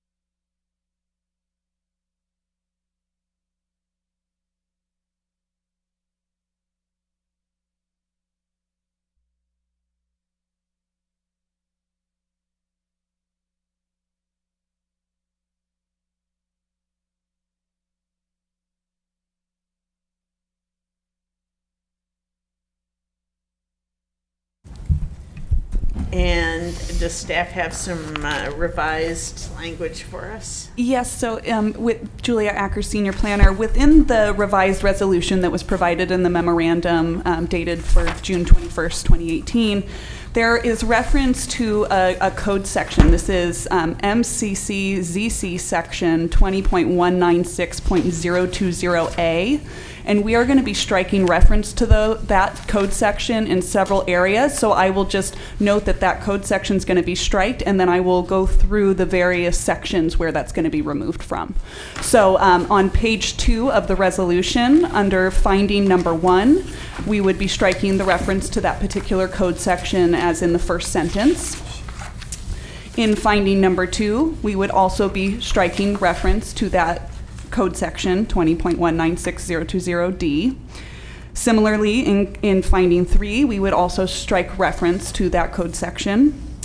That is it for page 2 on that removal. And then on page 3, under finding number 8, we will remove the very first part of that paragraph that says pursuant with Mendocino County Code section 20.196.020C and just capitalize the A so it will read as conditioned and then maintain the rest of the finding. Now, if you flip to the conditions of approval beginning on page 4. We're still in the memorandum. Correct, in the revised resolution within there. So under on page 4, you'll see where it begins the preamble, where after it reads conditions of approval, we are going to be striking the second portion of that sentence, and it'll read instead, pursuant to the provisions of Chapter 20.720 and Chapter 20.760 of the Mendocino Town Zoning Code, MTZC. We're going to strike reference up until the semicolon, and then it'll read, the Planning Commission approves the proposed project and adopts the following findings and conditions. So then again, moving into the findings, we will be revising finding number 1, removing reference to the referenced code section, as well as in finding number 2, finding number 3, and finding number 8. And then, as was already expressed, was the revision to condition 1 with the code section of 20.728.015. And that concludes all revisions. Could you read again the code section that would be replacing? That we would be replacing, yes. So the original code section as it reads in the condition now is section 20.536.010, and we are replacing that with section 20.728.015. Thank you. Totally do not get where that goes, but I don't care. Are you lost, though? Am I? Well, or yeah. Are you found? Approved as amended.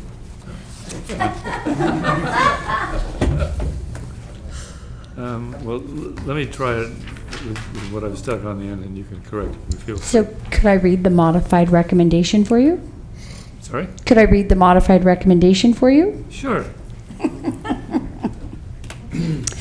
By resolution as provided to the Commission on this date, the Planning Commission adopt a categorical exemption and grant a modification to use permit U 1991-35 for the project as proposed by the applicant based on the facts and findings and subject to the conditions of approval. So move. Is there a second? I'll second it. Is there any further discussion? It's a great project. It's going to be It very sounds like important. a totally great project. Yes. Okay. Go. Commissioner Nelson. Yes. Commissioner Hall. Yes. Commissioner Howell. Yes. Commissioner Warner. Yes. Commissioner Ogle. Yes. Commissioner Purnell. Yes. Chair Holtkamp. Yes. Motion carries unanimously. We may be slow, but we get there. Okay. Our next item is case UR 2013-0002, and we have a request to continue this. they are recommending that we continue this item to August 2nd because our 19th agenda is getting a little full. So I'm going to need a motion about that. I'll move to do that. I'll second it. All in favor say aye. Aye. All opposed? Okay, so Wildwood Campground will be continued to August 2nd. And may I ask, should we keep our packet on that, Victoria? Are we going to change much out of there? Go ahead and keep your packet. If another one arrives, we'll give clear direction prior to the next commission meeting. So we're keeping that one, Wildwood, and we are also keeping the Schnabelt thing. C. 6C on the agenda. Yeah. You're keeping the 2nd and the 5th item on the agenda.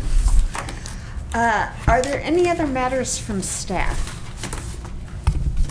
We have none, thank you. Are there any other matters from commission? I had an issue that I wanted to bring up, and it's something that we've discussed with staff before. And it's about the need for a comprehensive overhaul of the zoning ordinance. And I'm forgetting how old it is. I want to say like 81. Am I about right on that? Yes. Yeah. Okay. So like 1981 was almost like we don't even live in the same world anymore. So much has happened, so much has changed, and I think that the fact that our zoning ordinance is from so long ago really complicates these issues that come before us, and we saw it today with the parking requirements that's for that project that's down in Noyo Harbor, and we're seeing it with vacation rentals, and the world has just changed so much. And while I think it's great that we may try to address these issues one at a time, it seems that really just doing an overhaul and modernizing the zoning ordinance is what's needed. So I was hoping that you might be able to share with us anything that you know about the possibility of that today, including a timeline. And if you don't have anything to share with us today, some kind of update on that in the future would be lovely. Thank you. I would want to come back with a more comprehensive sort of discussion with our director as well too about kind of where we're heading in terms of department goals and some of the various items we're working to try and tackle in the upcoming fiscal year.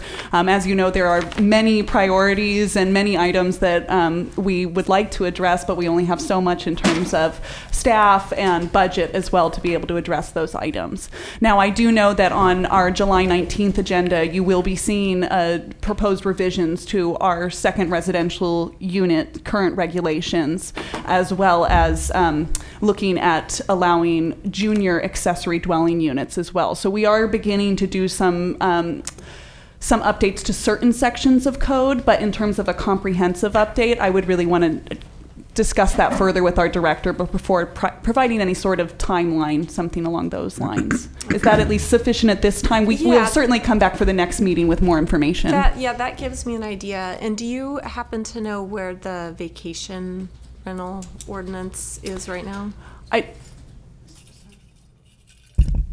We're projecting that it'll be about a month or two after our current item that's coming forward for the accessory dwelling units on July 19th. Okay. So I don't believe we have a definitive date set yet for when that would be coming forward in front of this body. Okay, soon though.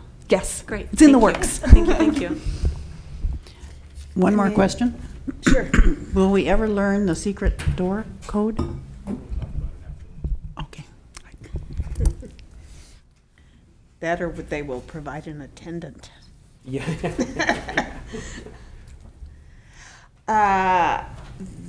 If that's all the matters from commission, I would entertain a motion to adjourn. So moved. Second. All opposed, duck.